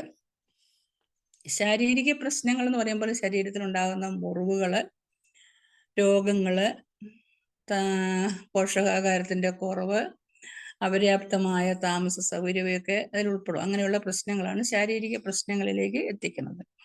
എന്നാൽ സൈക്കോളജിക്കൽ കാരണങ്ങൾ എന്ന് പറയുമ്പോൾ, മാനസിക പ്രശ്നങ്ങൾ എന്ന് പറയുമ്പോൾ ചിലപ്പോൾ ആത്മാഭിമാനത്തിനെതിരായ ഭീഷണികൾ, ഭൗതിക ചുമതലയിൽ ഉണ്ടായ പരാജയം, ശത്രുതയുള്ള വ്യക്തികളുമായി നിരന്തരം ഇടപെടേണ്ടി വരിക, ഇതെല്ലാം നമ്മുടെ മാനസിക ആരോഗ്യത്തെ, സാമ്പത്തിക സ്ഥിതിയുടെ തകർച്ച, ജീവിത പ്രതിസന്ധികൾ, മോശം കാലാവസ്ഥകൾ, ഇതൊക്കെ മോശം സാമ്പത്തിക സ്ഥിതിയും മോശമായ ചിന്താരീതികളുമൊക്കെ നമ്മുടെ മാനസിക ആരോഗ്യത്തെ ബാധിക്കുന്നതാണ്. ഇനി എൻവയറമെന്റൽ ഫാക്ടേഴ്സിൽ വരുമ്പോൾ ആൾക്കൂട്ടങ്ങൾ, തിരക്കുകൾ, ഉയർന്ന ശബ്ദത്തിൽ ജോലി ചെയ്യേണ്ടി വരിക, കൂടിയ താപനിലയിലും കാലാവസ്ഥയ്ക്ക് പെട്ടെന്നുണ്ടാകുന്ന വ്യതിയാനങ്ങൾ, ഇതൊക്കെ വായു മലിനീകരണം, ഇതെല്ലാം ഇതിൽ ഉൾപ്പെടുന്നുണ്ട്. എന്നാൽ വലിയ ബോംബെ പോലുള്ള സിറ്റിയിലൊക്കെ ചെന്ന് കഴിയുമ്പോൾ വലിയ തിരക്കുള്ള സിറ്റി ട്രെയിനുകളിലൊക്കെ ഭയങ്കര തിരക്കാണ്. എന്നാൽ അവിടുത്തുകാർക്ക് ഇത് യൂഷ്വൽ ആയതുകൊണ്ട് വലിയ ഫീൽ ചെയ്യുന്നെങ്കിലും ചിലരൊക്കെ ആ സമയത്ത് അവിടെ ഇരുന്ന് സ്വസ്ഥമായിട്ട് പുസ്തകങ്ങൾ വായിക്കുകയും നോക്കുകയൊക്കെ ചെയ്യുന്ന കാണാം. നമുക്കൊക്കെ ഒരു അസ്വസ്ഥത തോന്നും. തിരക്കുള്ള ബസ്സിൽ കയറിയാലും നമുക്കൊരു അസ്വസ്ഥത ഫീൽ ചെയ്യാറില്ലേ? അതുപോലെ തന്നെ വായു മലിനീകരണത്തിന് പരമായിട്ട് നമുക്ക് ഇങ്ങനെ ഉണ്ടാകുന്ന മലിനീകരണത്തിന്റെ ഫലമായിട്ട് നമ്മളിൽ സെൻസറി ഡിപ്രവേഷൻ സംഭവിക്കാറുണ്ട്. അതായത് ഒന്നോ അതിലധികമോ ഉള്ള ഇന്ദ്രിയങ്ങളിൽ നിന്ന് ഉത്തേജനം കൂടുകയോ കുറയുകയോ ചെയ്യുന്നതാണ് സെൻസറി ഡിപ്രവേഷൻ എന്ന് പറയുന്നത്. ഇന്ദ്രിയങ്ങളുടെ പ്രവർത്തനങ്ങൾക്ക് അസ്വസ്ഥതകൾ, ബലക്ഷയങ്ങൾ ഉണ്ടാകുന്നു എന്നുള്ളതാണ്. ഇനി 4ാമത്തെ ഫാക്ടർ പറഞ്ഞത് സോഷ്യൽ ആൻഡ് കൾച്ചറൽ ഫാക്ടേഴ്സ് ആയിരുന്നു. സോഷ്യൽ നമുക്ക് സമൂഹത്തോട് ഇടപെടാതിരിക്കാൻ പറ്റത്തില്ല. സമൂഹത്തിൽ നമ്മൾ ഒറ്റപ്പെട്ടു പോവുക, സാംസ്കാരിക അപജയം സംഭവിക്കുക, സാമൂഹികവും സാമ്പത്തികവുമായ താഴ്ന്ന നിലവാരം, പിന്നെ കുടുംബ ബന്ധങ്ങളിൽ അസ്വസ്ഥമായ കുടുംബ ബന്ധങ്ങൾ, താഴ്ന്ന സാമൂഹ്യ നില, ഇവയെല്ലാം അതിൽ ഉൾപ്പെടുന്നുണ്ട്. ഈ സ്ട്രെസ് ലോങ് ടേമും ഷോർട്ട് ടേമുമാണ് നമ്മൾ കണ്ടു. ഇത് ഇങ്ങനെ ഷോർട്ട് ടേമിൽ നിന്ന് ലോങ് ടേമിലേക്ക് എത്തിക്കഴിയുമ്പോൾ അത് സൈക്കോസൊമാറ്റിക് അസുഖങ്ങളിലേക്ക് കടക്കുന്നുണ്ട്. അപ്പോൾ പലപ്പോഴും അസുഖങ്ങളായിട്ട് ചെല്ലുമ്പോൾ ഡോക്ടേഴ്സ് അടുത്ത് നിന്ന് അവർ പരിശോധിച്ചാലൊന്നും കാണത്തില്ല. അപ്പോൾ അങ്ങനെയുള്ളപ്പോഴാണ് സൈക്കോസൊമാറ്റിക് അസ്വസ്ഥതകളായിട്ട് നമ്മൾ തിരിച്ചറിയപ്പെടുന്നത്. ഇതിനെ മാനേജ് ചെയ്യാൻ ചില തന്ത്രങ്ങളുണ്ട്. ഇതിനെ മാനേജ് ചെയ്യേണ്ടത് നമ്മുടെ തന്നെ ആവശ്യമാണ്.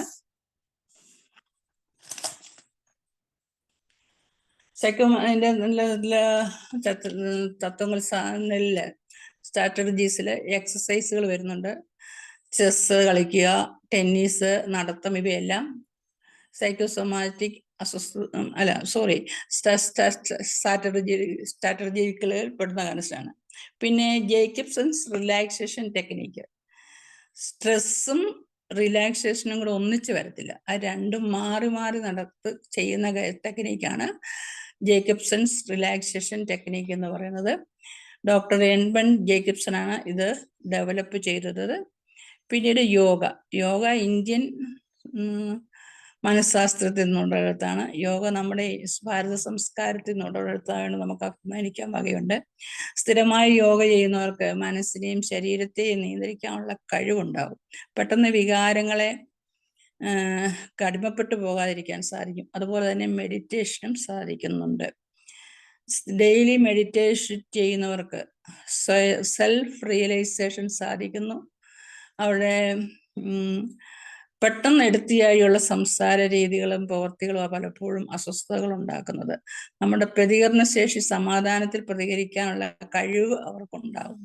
എന്തിനോടും ഏതിനോടും സമാധാനത്തിൽ പ്രതികരിക്കുക, അതുവഴി അസ്വസ്ഥതകൾ കുറയുന്നു. സമൂഹത്തിലും വീട്ടിലും കുടുംബത്തിലും ഒക്കെയുള്ള പ്രശ്നങ്ങളെ കുറയ്ക്കാൻ സാധിക്കും. പിന്നീട് അടുത്തതായിട്ടുള്ളത് മെഡിറ്റേഷനാണ്.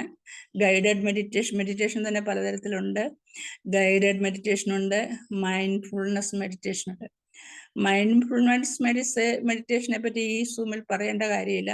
കാരണം നമുക്ക് ആന്റണി പുത്തമ്പരക്കൽ സാറും എളങ്കോസ് സാറും ഒക്കെ വളരെ ഭംഗിയായിട്ട് ഇത് വിവരിച്ചു തന്നിട്ടുണ്ട്. അവരുടെ വാക്കുകളൊക്കെ എല്ലാവരുടെയും ഹൃദയത്തിൽ ആഞ്ഞു പറഞ്ഞിട്ടുണ്ട്. ജീവിതത്തിൽ പ്രവർത്തിക്കാനും പലർക്കും സാധിക്കുന്നുണ്ടെന്ന് ഞാൻ വിശ്വസിക്കുന്നു. നമ്മളെ പ്രസന്റ് ടൈമിലേക്ക് എത്തിക്കുകയും പാസ്റ്റിലേക്കും ഫ്യൂച്ചറിലേക്കും പോകാതെ നമ്മൾ ആയിരിക്കുന്ന അവസ്ഥയിൽ അത് നന്നായിട്ട് ചെയ്യാനും സഹായിക്കുന്നതാണ് മൈൻഡ്ഫുൾ മെഡിറ്റേഷന്. പിന്നെ ഗൈഡഡ് മെഡിറ്റേഷൻ ഉണ്ട്. ഗൈഡഡ് മെഡിറ്റേഷന് മറ്റൊരു വ്യക്തിയുടെ സഹായത്താൽ, ഒരു കൗൺസിലറുടെയോ മെന്ററുടെയോ ട്രെയിനറുടെയോ സഹായത്താൽ മാത്രമേ നടത്താൻ പാടുള്ളൂ. പിന്നീട് വരുന്ന ഒരു മെഡിറ്റേഷൻ ഉപാസന എന്ന് പറയുന്നത് അത് നടത്തുന്ന കേന്ദ്രത്തിൽ താമസിച്ചുകൊണ്ട് തന്നെ ചെയ്യേണ്ടതാണ്. സ്വയം ഒബ്സർവേഷൻ ചെയ്തുകൊണ്ട് ട്രാൻസ്ഫോം വരുന്ന രീതിയാണ് ഉപാസന മെഡിറ്റേഷൻ. അത് വ്യക്തികൾക്ക് വലിയൊരു, അങ്ങനെയുള്ളവരുമായിട്ട് ഞാൻ സംസാരിച്ചിട്ടുണ്ട്, പരിചയപ്പെട്ടിട്ടുണ്ട്. അവർക്ക് പെട്ടെന്നൊരു ട്രാൻസ്ഫോർമേഷൻ വരുന്നുണ്ട്, നല്ലൊരു ചൈതന്യം അവരിലേക്ക് വരുന്നുണ്ട്. അവർക്ക് എന്തിനേയും ചിരിച്ചുകൊണ്ട് സമചിത്തതയോടെ നേരിടാനുള്ള കഴിവുണ്ട്. വളരെ സന്തോഷമാണ് അവരുമായിട്ട് സംസാരിക്കുന്ന സമയത്ത്. പിന്നെ ലവ് ആൻഡ് കൈൻഡ്നസ് മെഡിറ്റേഷൻ ഉണ്ട്. സ്നേഹവും കരുണയും നമ്മളിലേക്ക് എത്തിക്കാൻ വേണ്ടിയുള്ളതാണ്. ഈ മെഡിറ്റേഷനൊക്കെ ചെയ്യുന്നതിൻ്റെ ഫലം എന്താണെന്ന് ചോദിച്ചാൽ നമുക്ക് ആങ്സൈറ്റി മാനേജ് ചെയ്യാൻ സാധിക്കുന്നു. സെൽഫ് ലവ് കൂട്ടാൻ സാധിക്കുന്നു. ശ്രദ്ധയുടെ വ്യാപ്തി കൂടുന്നു. സ്പാൻ ഓഫ് അറ്റൻഷൻ കൂടുതലാകുന്നു. ഇതൊക്കെ മെഡിറ്റേഷന്റെ ഫലമാണ്. അതുപോലെ തന്നെ ഇനി അടുത്ത സ്ട്രാറ്റജി എന്ന് പറയുന്നത് ടൈം മാനേജ്മെന്റ് ആണ്. നമ്മൾ സ്ട്രെസ്സിനെ കുറയ്ക്കാനായിട്ട് നമുക്ക് ഏറ്റവും കൂടുതൽ സഹായിക്കുന്നതാണ് ടൈം മാനേജ്മെന്റ്. ടൈം മാനേജ്മെന്റ് ചെയ്യാതിരുന്നു കഴിഞ്ഞാൽ തക്ക സമയത്ത് ഓടി വന്ന് വെപ്രാളപ്പെട്ടെടുത്തു കഴിയുമ്പോൾ നമ്മൾ സ്ട്രെസ് കൂടും. ഏത് സമയം എവിടെ പോകെങ്കിലും പ്ലാനിങ് ഇല്ലാതെ വരുന്നു, സമയം നിഷ്ഠയില്ലാതെ വരുന്നത് എല്ലാവരുടെയും അടിമുടി ജീവിതത്തെ ബാധിക്കുന്നതാണ്. കൊച്ചുകുട്ടികളെ പൊട്ടും വീടുകളിൽ ടൈം മാനേജ് ചെയ്ത് പഠിപ്പിച്ചാൽ കൃത്യസമയത്ത് എത്താൻ കുട്ടികൾക്ക് പോലും ഒരു പഠന രീതി ചെറുപ്പം തൊട്ട് കൊടുത്തു കഴിഞ്ഞാൽ തീർച്ചയായിട്ടും അവർക്കും ഭാവിയിൽ വളരെ ഉപകാരപ്രദമായിരിക്കും. അവരുടെ ജീവിതം തന്നെ രക്ഷപ്പെട്ടതായിട്ടിരിക്കും. അത് നമ്മൾ ഭാവിയിൽ അല്ലെങ്കിൽ വലിയ വലിയ പ്രശ്നങ്ങളുണ്ടാവും തക്ക സമയത്ത് ഓടിപ്പിടിച്ച് ചെയ്യുന്നതായിട്ട്. പിന്നെ ഒരു സപ്പോർട്ടീവ് സിസ്റ്റം നമ്മൾ ഡെവലപ്പ് ചെയ്തെടുക്കണം. സെൽഫ് കെയറിനെ പ്രാക്ടീസ് ചെയ്തുകൊണ്ടിരിക്കുക. ബ്രീത്തിങ് എക്സസൈസ്, ദീർഘമായിട്ട് ശ്വാസം എടുത്ത് അസ്വസ്ഥതകളെ കളഞ്ഞുകൊണ്ടിരിക്കണം. നമുക്ക് എൻ്റെ ശരീരമാണ്, എൻ്റെ മനസ്സാണ് എന്നുള്ള ബോധ്യം ഉണ്ടാവുകയും ഇതിനെ അസ്വസ്ഥമാക്കാതിരിക്കുകയും ചെയ്യേണ്ടത് എൻ്റെ കടമയാണെന്നുള്ള ബോധ്യത്തോടു കൂടി നമുക്കുണ്ടാകണം.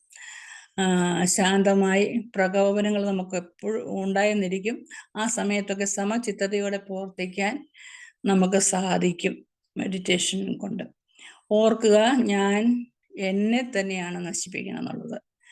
ഈ അസ്വസ്ഥതകളൊക്കെ വെച്ചുകൊണ്ടിരിക്കുമ്പോൾ എനിക്കാണ് നഷ്ടം, മറ്റാർക്കും അല്ല. വെറുപ്പ് വെച്ചുകൊണ്ടിരിക്കുന്നു, നിഷേധ വികാരങ്ങൾ വെച്ചുകൊണ്ടിരിക്കുന്നു. ഇതൊക്കെ നമ്മെ തന്നെയാണ് അസ്വസ്ഥപ്പെടുത്തുന്നുള്ള ബോധ്യം നമ്മളിലേക്ക് വന്നാൽ നമ്മെ തന്നെ സ്നേഹിക്കാൻ പറ്റിയാൽ ഈ അസ്വസ്ഥതകളെയൊക്കെ നമുക്ക് ഒരു പരിധി വരെ സോൾവ് ചെയ്യാൻ, ഒരു പരിധി വരെ എന്നല്ല, തീർച്ചയായിട്ടും സോൾവ് ചെയ്യാൻ സാധിക്കും. നമ്മുടെ ജീവിതത്തിൽ പ്രോബ്ലംസ് ഉണ്ടാകുന്നതുകൊണ്ടാണ് സ്ട്രെസ് ഉണ്ടാകുന്നതെന്ന് എല്ലാവരും പറയുന്നത്. പ്രോബ്ലംസ് ഇല്ലാത്ത ജീവിതങ്ങളില്ല.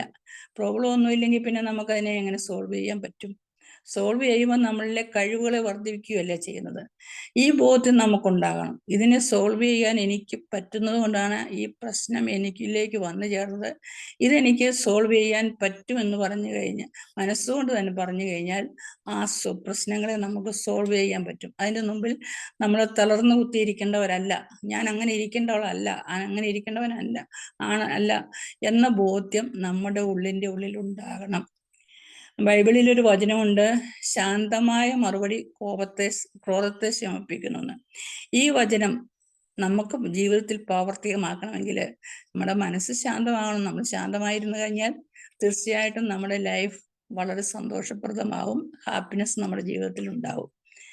എല്ലാത്തിനെയും എനിക്ക് മാനേജ് ചെയ്യാൻ പറ്റില്ല എന്നുള്ള ചിന്ത കളയുക. എനിക്ക് പറ്റുന്നത് മാത്രമാണ് എൻ്റെ ജീവിതത്തിൽ വന്നത്. എനിക്കിത് ചെയ്യാൻ പറ്റുന്നത് കൊണ്ടാണ് എനിക്ക് ഈ പ്രശ്നങ്ങളൊക്കെ വന്നത്. ഞാൻ എന്നെ തന്നെ രക്ഷിക്കുകയാണ്. ഞാൻ ഇതിൻ്റെ അസ്വസ്ഥതകൾ വെച്ചുകൊണ്ടിരുന്നാൽ ഞാൻ എന്നെ തന്നെ ദ്രോഹിക്കുകയാണ്. ഇത്തരത്തിൽ അഫർമേഷൻസ് കൊടുത്തുകൊണ്ട്, നമുക്ക് നല്ല അഫർമേഷൻസ് കൊടുത്തുകൊണ്ട് നമുക്ക് പ്രോബ്ലംസിനെ സോൾവ് ചെയ്യാൻ പറ്റും. ഇനി ഈ അടുത്ത നമ്മുടെ സ്ട്രെസ്സിനെ മാനേജ് ചെയ്യാൻ പറ്റിയ ഒരു അടുത്ത സ്ട്രാറ്റജിയാണ് മന്ത്ര മെഡിറ്റേഷൻ. അതായത് ഓം എന്ന് പറയുന്ന പോലെ, ജീസസ് എന്ന് പറയുന്ന പോലെ എന്തെങ്കിലും ഒരു വചനം പറഞ്ഞുകൊണ്ട് 100 1000 തവണ അത് ഉരുവിട്ടുകൊണ്ടിരിക്കുമ്പോൾ മനസ്സിലേക്ക് പോസിറ്റീവ് എനർജി കയറുകയും നമ്മളിലെ മറ്റ് നെഗറ്റീവ് എനർജികൾ പുറത്തേക്ക് പോവുകയും ചെയ്യും. പിന്നെ അടുത്തതായിട്ട് നമുക്ക് ചെയ്യാവുന്ന മറ്റൊരു സ്ട്രാറ്റജിയാണ് അടുത്തതായിട്ടുള്ളത് എക്സ്പീരിയൻസിങ് ഗ്രാറ്റിറ്റ്യൂഡ് എക്സ്പീരിയൻസ് ചെയ്ത് നമുക്ക് എന്തിനോടും ഏതിനോടും നന്ദി ഉള്ളവരായിരിക്കണം. എല്ലാത്തിനോടും നന്ദി ഉണ്ടായിരിക്കണം. ഇന്നിപ്പം നമ്മൾ ഇവിടെ എല്ലാവരും കൂടെ വിവിധ സ്ഥലങ്ങളിൽ കിടന്നവരൊക്കെ ഒത്തുകൂടിയിരിക്കുന്ന ഈ സൂം മീറ്റിംഗ് സാബു സാറിന്റെ ബോധ്യത്തിൽ വന്ന് തുറന്നു തന്നതുകൊണ്ടല്ലേ നമുക്ക് നന്ദിയുള്ളവരായിരിക്കണ്ടേ ഇതിന്. അതുപോലെ ഇത് മാത്രമല്ലല്ലോ, ജീവിതത്തിൽ എന്തെല്ലാം കാര്യങ്ങളാണ് നമുക്ക് നന്ദിയോടെ ഓർക്കാനുള്ളത്. പരസ്പരം നന്ദിയുള്ളവരായിരിക്കുമ്പോൾ ആ ഗ്രാറ്റിറ്റ്യൂഡ് നമ്മളെ പ്രാക്ടീസ് ചെയ്യുമ്പോൾ എല്ലാത്തിനും നന്ദി പറഞ്ഞുകൊണ്ട് എഴുന്നേക്കാൻ. രാവിലെ എഴുന്നേൽക്കുമ്പോഴാണെങ്കിലും കണ്ണു തുറക്കാൻ പറ്റുന്നതിന് നന്ദി പറഞ്ഞുകൊണ്ട് വെക്കുക. ശരീരം ചലിപ്പിക്കാൻ പറ്റുന്നുണ്ട്. ശരീരത്തിലെ ഓരോ അവയവങ്ങളോടും നന്ദി പറയുക. ഇങ്ങനെ നന്ദി പറഞ്ഞുകൊണ്ട് ഗ്രാറ്റിറ്റ്യൂഡ് പ്രാക്ടീസ് ചെയ്തുകൊണ്ടിരുന്നാൽ എന്ത് കിട്ടിയാലും നന്ദിയോടെ സ്വീകരിക്കുക. ഭക്ഷണ പദാർത്ഥങ്ങളാണെങ്കിലും നമ്മുടെ മുമ്പിലേക്ക് വരുന്നത് എത്രയോ പേരുടെ പ്രയത്നഫലമായിട്ട് അത് നമ്മുടെ കയ്യിലേക്ക് എത്തിച്ചേർന്നത്.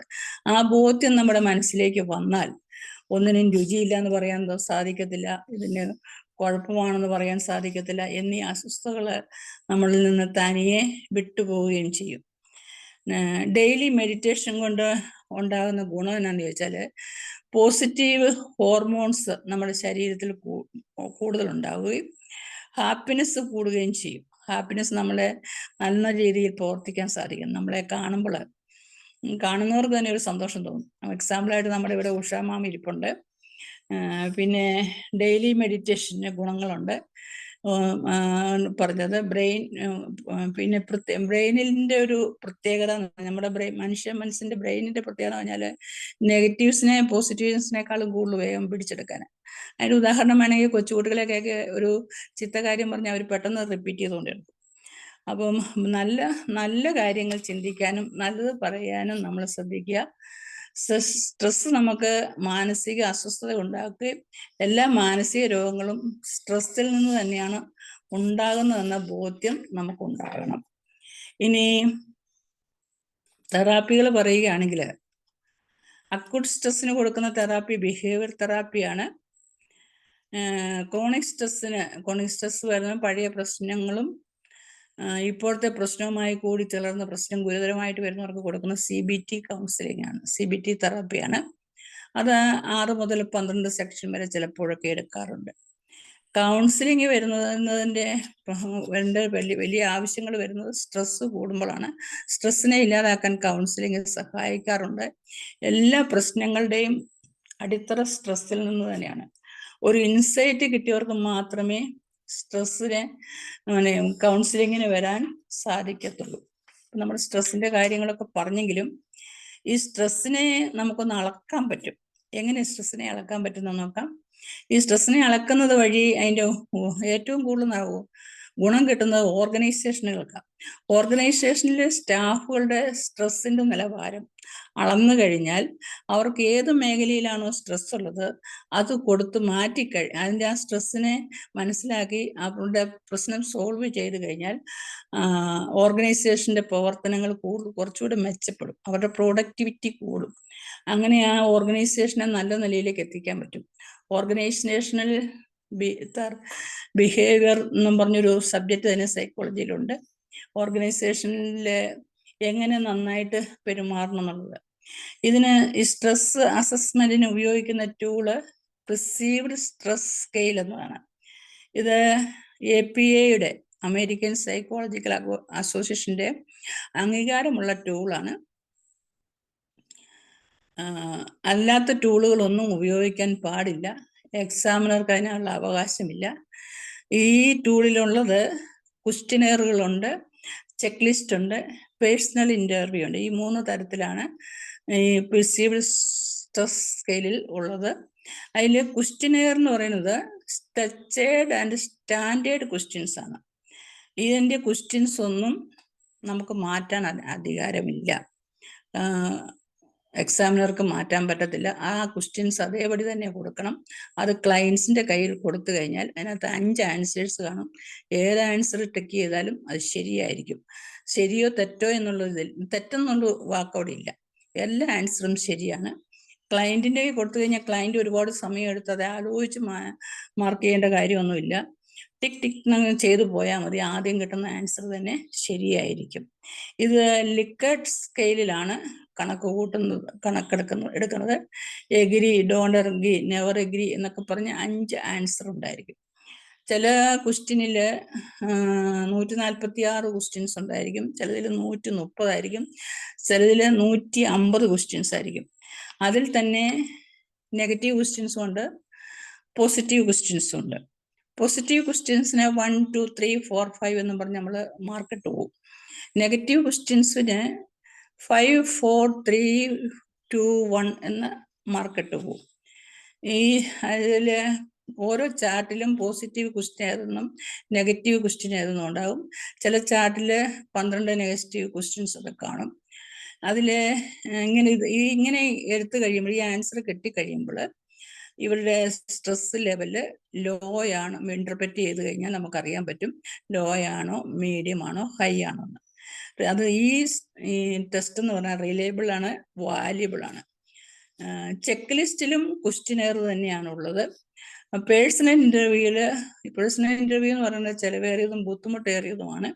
അതിനകത്ത് ക്വസ്റ്റ്യൻസ് സ്ട്രക്ചേർഡ് ഉണ്ട്, അൺസ്ട്രക്ചേർഡ് ക്വസ്റ്റ്യൻസ് ഉണ്ട്. ക്വസ്റ്റ്യനുകൾ സന്ദർഭോചിതമായിട്ട് മാറ്റാൻ എക്സാമിനർക്ക് അവകാശമുണ്ട്.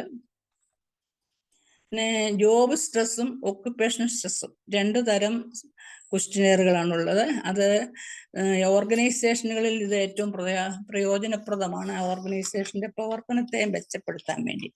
എന്തുകൊണ്ട് വ്യക്തികൾക്ക് സ്ട്രെസ് ഉണ്ടാകുന്നു, അവർക്ക് കൗൺസിലിംഗ് കൊടുക്കേണ്ടവർക്ക് കൊടുക്കാം, അല്ലെങ്കിൽ അതിന് ഏത് സ്ട്രാറ്റജിയാണ് അവർ ഉപയോഗിക്കേണ്ടതെന്ന് അവർക്ക് മനസ്സിലാകും. ചിലർക്ക് ഓർഗനൈസേഷനിൽ യോഗ പ്രാക്ടീസ് ചെയ്താൽ മതിയായിരിക്കും, അല്ലെങ്കിൽ എക്സസൈസ് പ്രാക്ടീസ് ചെയ്താൽ, അല്ലെങ്കിൽ മെഡിറ്റേഷൻ കൊടുത്താൽ മതിയായിരിക്കും. അങ്ങനെ സ്ട്രെസ്സിനെ ഇല്ലാതാക്കിയാൽ ഓർഗനൈസേഷൻ ബെറ്റർ ആയിട്ട് പെർഫോം ചെയ്യാനായിട്ട് സാധിക്കും. പിന്നെ എൻവയറമെന്റിൽ നിന്നും നമുക്ക് പ്രശ്നങ്ങൾ ഉണ്ടാകുന്നത് നമ്മൾ കണ്ടു. എൻവയറമെന്റിനെ സംരക്ഷിക്കേണ്ടത് നമ്മുടെയൊക്കെ ഉത്തരവാദിത്തമാണെന്നുള്ള ബോധ്യം ചെറുപ്പം മുതലേ നമ്മളിലേക്ക് ഉണ്ടാകണം. നമ്മൾ അടുത്ത തലമുറയിലേക്കും കൊടുക്കണം. എൻവയറമെന്റ് ഈ രീതിയിൽ പോയി കഴിഞ്ഞാൽ അടുത്ത തലമുറയെ വരുമ്പോൾ അവർക്ക് ഇപ്പം വാട്ടർ ബോട്ടിലൊക്കെ വെള്ളം കൊണ്ടുപോകുന്ന പോലെ ഓക്സിജൻ സിലിണ്ടറും കൊണ്ട് തൂക്കിക്കൊണ്ട് നടക്കേണ്ട ഗതികേട് വരും. അതിലേക്ക് നമ്മൾ അവരെ എത്തിക്കരുത്. ഇത് എനിക്ക് മാത്രം വസിക്കാനുള്ള ഭൂമിയല്ല, മറ്റുള്ളവർക്കും ഇതിന് അവകാശമുണ്ട് എന്നുള്ള പദ്ധതി. ഈ പ്രോപ്പർട്ടി എൻ്റെതാണ്, പക്ഷേ അത് എനിക്ക് മാത്രമുള്ളതല്ല, മറ്റുള്ളവർക്കും കൂടെ ഉള്ളതാണ്, അനന്തര തലമുറയ്ക്കും കൂടെ ഉള്ളതെന്നുള്ള ബോധ്യം നമ്മുടെ മനസ്സിലേക്ക് ആഴത്തിപ്പറിയണം. അങ്ങനെയെങ്കിൽ നമുക്ക് അതിനെ കേടുവരുത്താൻ സാധിക്കത്തില്ല. നമ്മുടെ വീടിനെ നശിപ്പിക്കാൻ നമ്മൾ നശിപ്പിക്കത്തില്ലല്ലോ. അതുപോലെ തന്നെയാണ് പൊതുവായ മുതൽ. ഈ ബോധ്യം നമ്മുടെ ഉള്ളിലുണ്ടാകണം. ഈ ബോധ്യത്തോടു കൂടി ഇപ്പം കായലിലെ മണലുവാരലൊക്കെ ഇപ്പം കുറച്ചിട്ടുണ്ട്. പാറ പൊട്ടിക്കുന്നത്, വനനശീകരണം ഒക്കെ എൻവയറമെന്റിനെ നശിപ്പിക്കലാണ്. ഈ അടുത്ത കാലത്ത് വീട്ടിലെ ഒരു മരം വളഞ്ഞ അടുത്ത പറമ്പിലേക്ക് നിന്നുകൊണ്ട് അത് വെട്ടേണ്ട വന്നു. വെട്ടിയപ്പം ഞാൻ പറഞ്ഞു, എന്തോ ഒരു സ്പേസ് അവിടെ ഉണ്ടായെന്ന് പറഞ്ഞപ്പോൾ എൻ്റെ കൊച്ചുമോൾ എന്നോട് പറഞ്ഞു, സ്പേസ് ഒക്കെ ഉണ്ടായി, കാണാം, വെയിലാകുമ്പം കാണാം എങ്ങനെ സ്പേസ് ഉണ്ടായതിനോട്.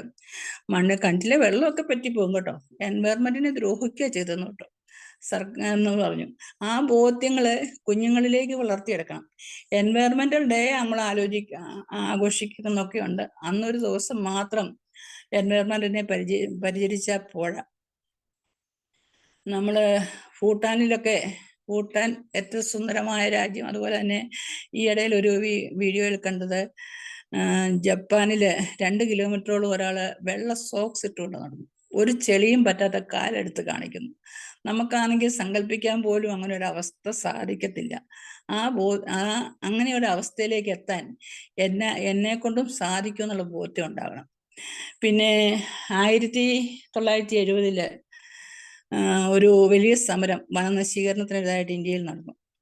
ആർക്കെങ്കിലും അറിയാവോ അതേപ്പറ്റി? 1970 ഉത്തരാഖണ്ഡിൽ നടന്ന ഒരു വനനശീകരണത്തിനെതിരായിരുന്ന ഒരു അക്രമരഹിത സമരം.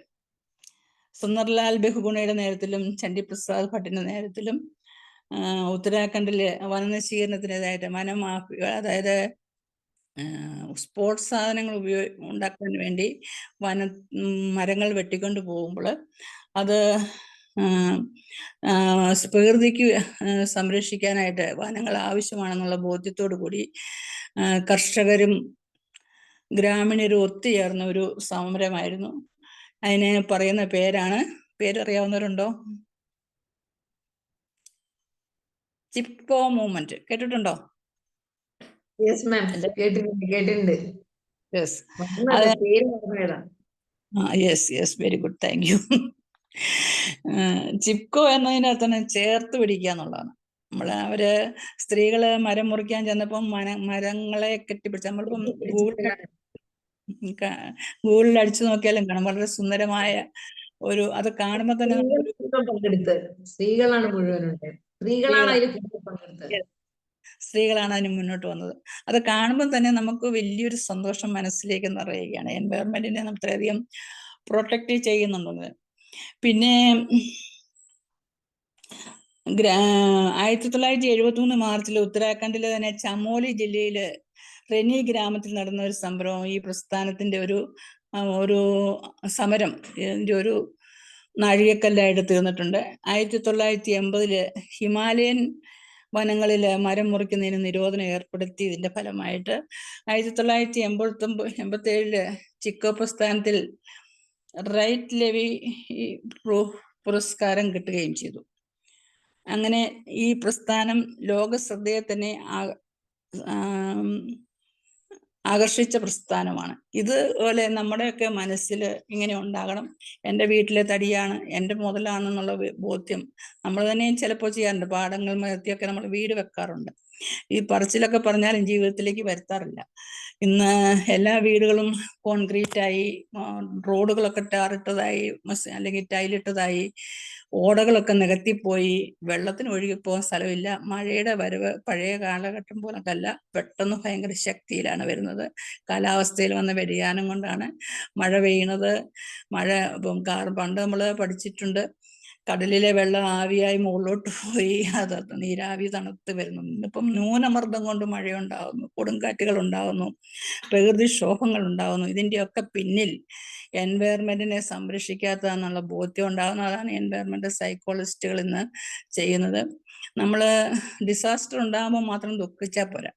ഡിസാസ്റ്റർ മാനേജ്മെന്റ്, ഒരു വാക്ക് ഡിസാസ്റ്റർ മാനേജ്മെന്റിനെ കൂടെ പറയട്ടെ.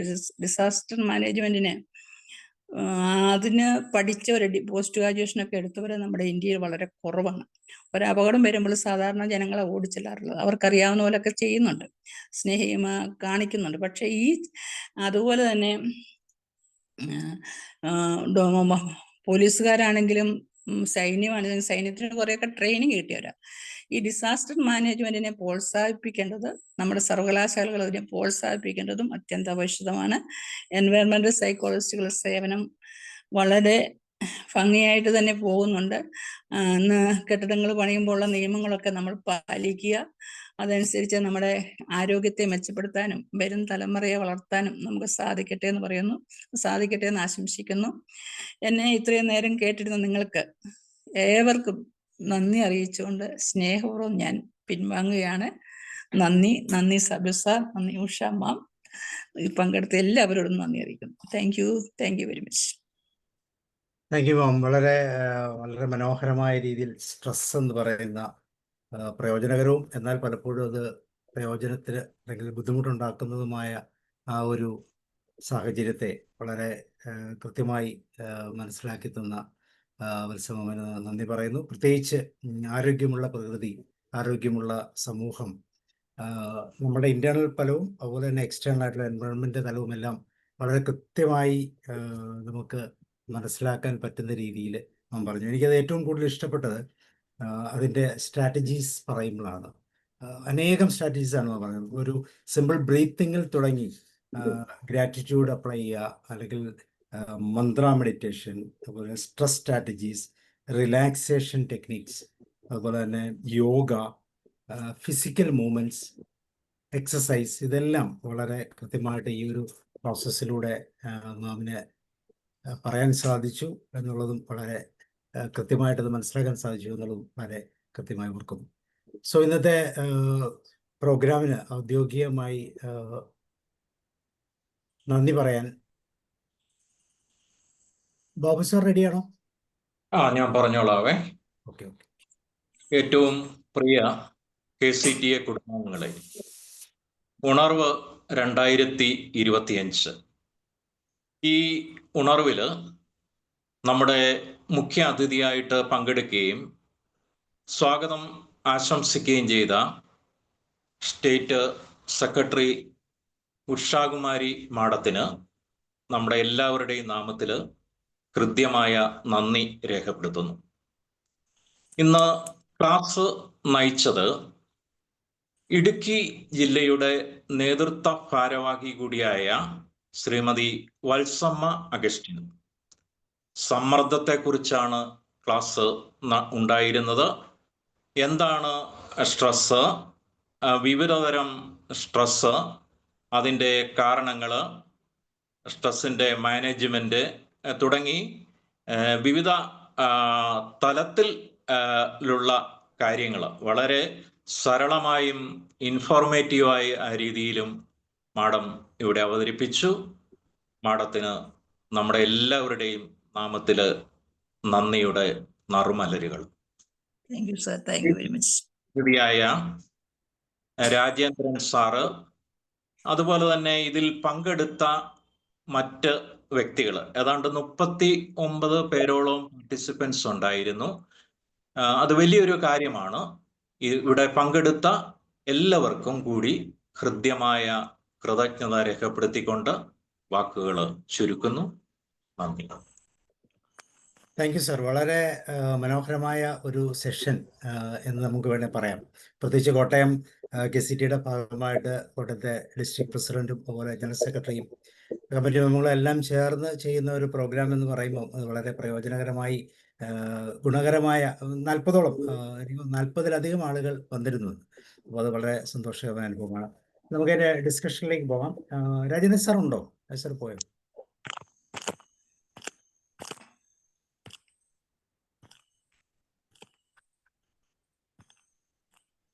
രാജേന്ദ്രൻ സാർ പോയി പോകും. ഓക്കെ, നമുക്ക് അമർജ്യോതി മാമിൽ തുടങ്ങാം.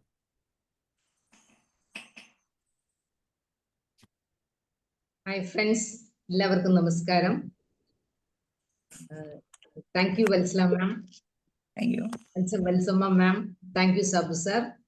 അതായത് ഇന്ന് നല്ലൊരു ടോപ്പിക്കാണ് മാം സെലക്ട് ചെയ്തത്. അതിൽ എൻവയോൺമെന്റൽ മാനേജ്മെന്റ്, അത് കറക്റ്റ് എൻവയോൺമെന്റൽ സൈക്കോളജി ശരിക്കും വളരെ റിലവന്റ് ആയ ടോപ്പിക്കാണ്. നമുക്ക് ശരിക്ക് കാർമേഘമുള്ള ദിവസം ശരിക്കും ഒരു മൂഡ് ഓഫ് ശരിക്കും തോന്നാറില്ലേ? നമ്മൾ അതിനെപ്പറ്റി പറയാറില്ലെങ്കിലും ശരിക്കും അത് വളരെ കറക്റ്റ്. പ്രകൃതിയായിട്ട് നമ്മൾ അത്രയും ബന്ധപ്പെട്ടാണെന്നുള്ള കാര്യത്തിൽ യാതൊരു സംശയമില്ല.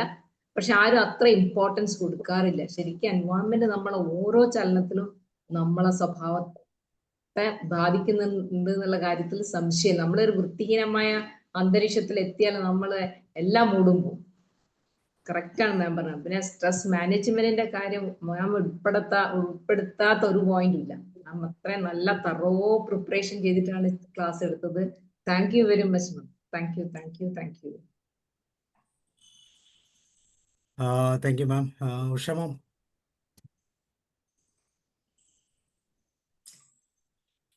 ഉഷ മാം കേൾക്കാമോ? അല്ലെങ്കിൽ ഷാജി സാറിലേക്ക് പോകാം. ഷാജി സാർ.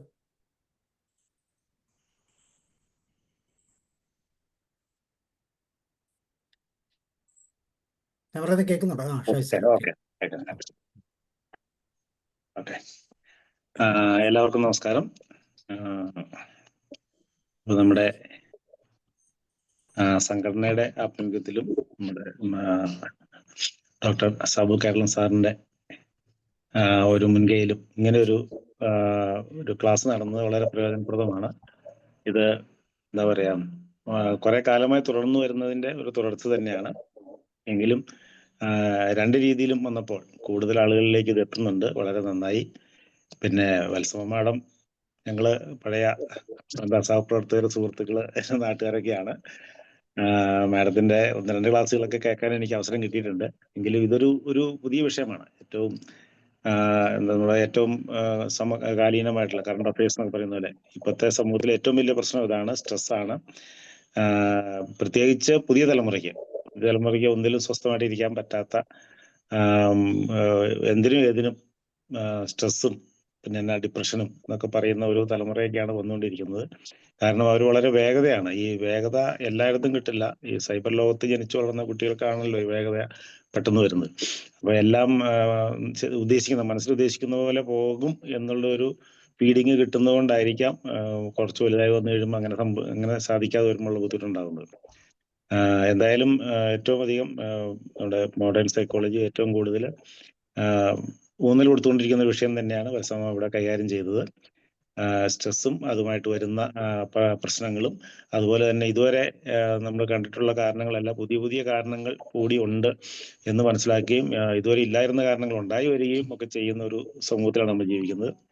അപ്പം എല്ലാം വളരെ ഭംഗിയായിട്ട് ഉൾക്കൊള്ളിച്ച് നല്ല ഓർഡറിൽ അവരായിരിക്കുന്ന ഒട്ടേറെ കാര്യങ്ങൾ പറഞ്ഞ് കാരണങ്ങൾ, അതിൻ്റെ പ്രത്യേകതകൾ, പരിഹാര മാർഗങ്ങൾ, അതിൻ്റെ സാമൂഹികവും എന്താ പറയുക ജിയോ പൊളിറ്റിക്കലായിട്ടുള്ള ഒത്തിരി കാര്യങ്ങൾ അതിനകത്ത് വരുന്നുണ്ട്.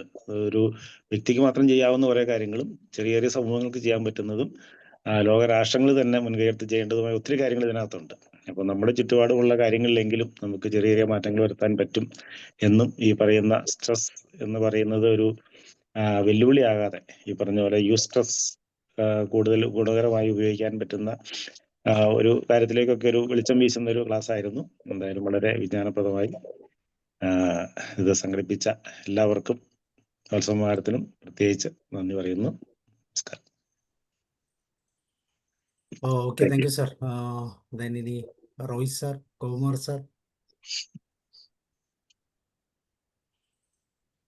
KC ജോൺ സാർ ഉണ്ടല്ലോ. സാർ കേൾക്കാമോ?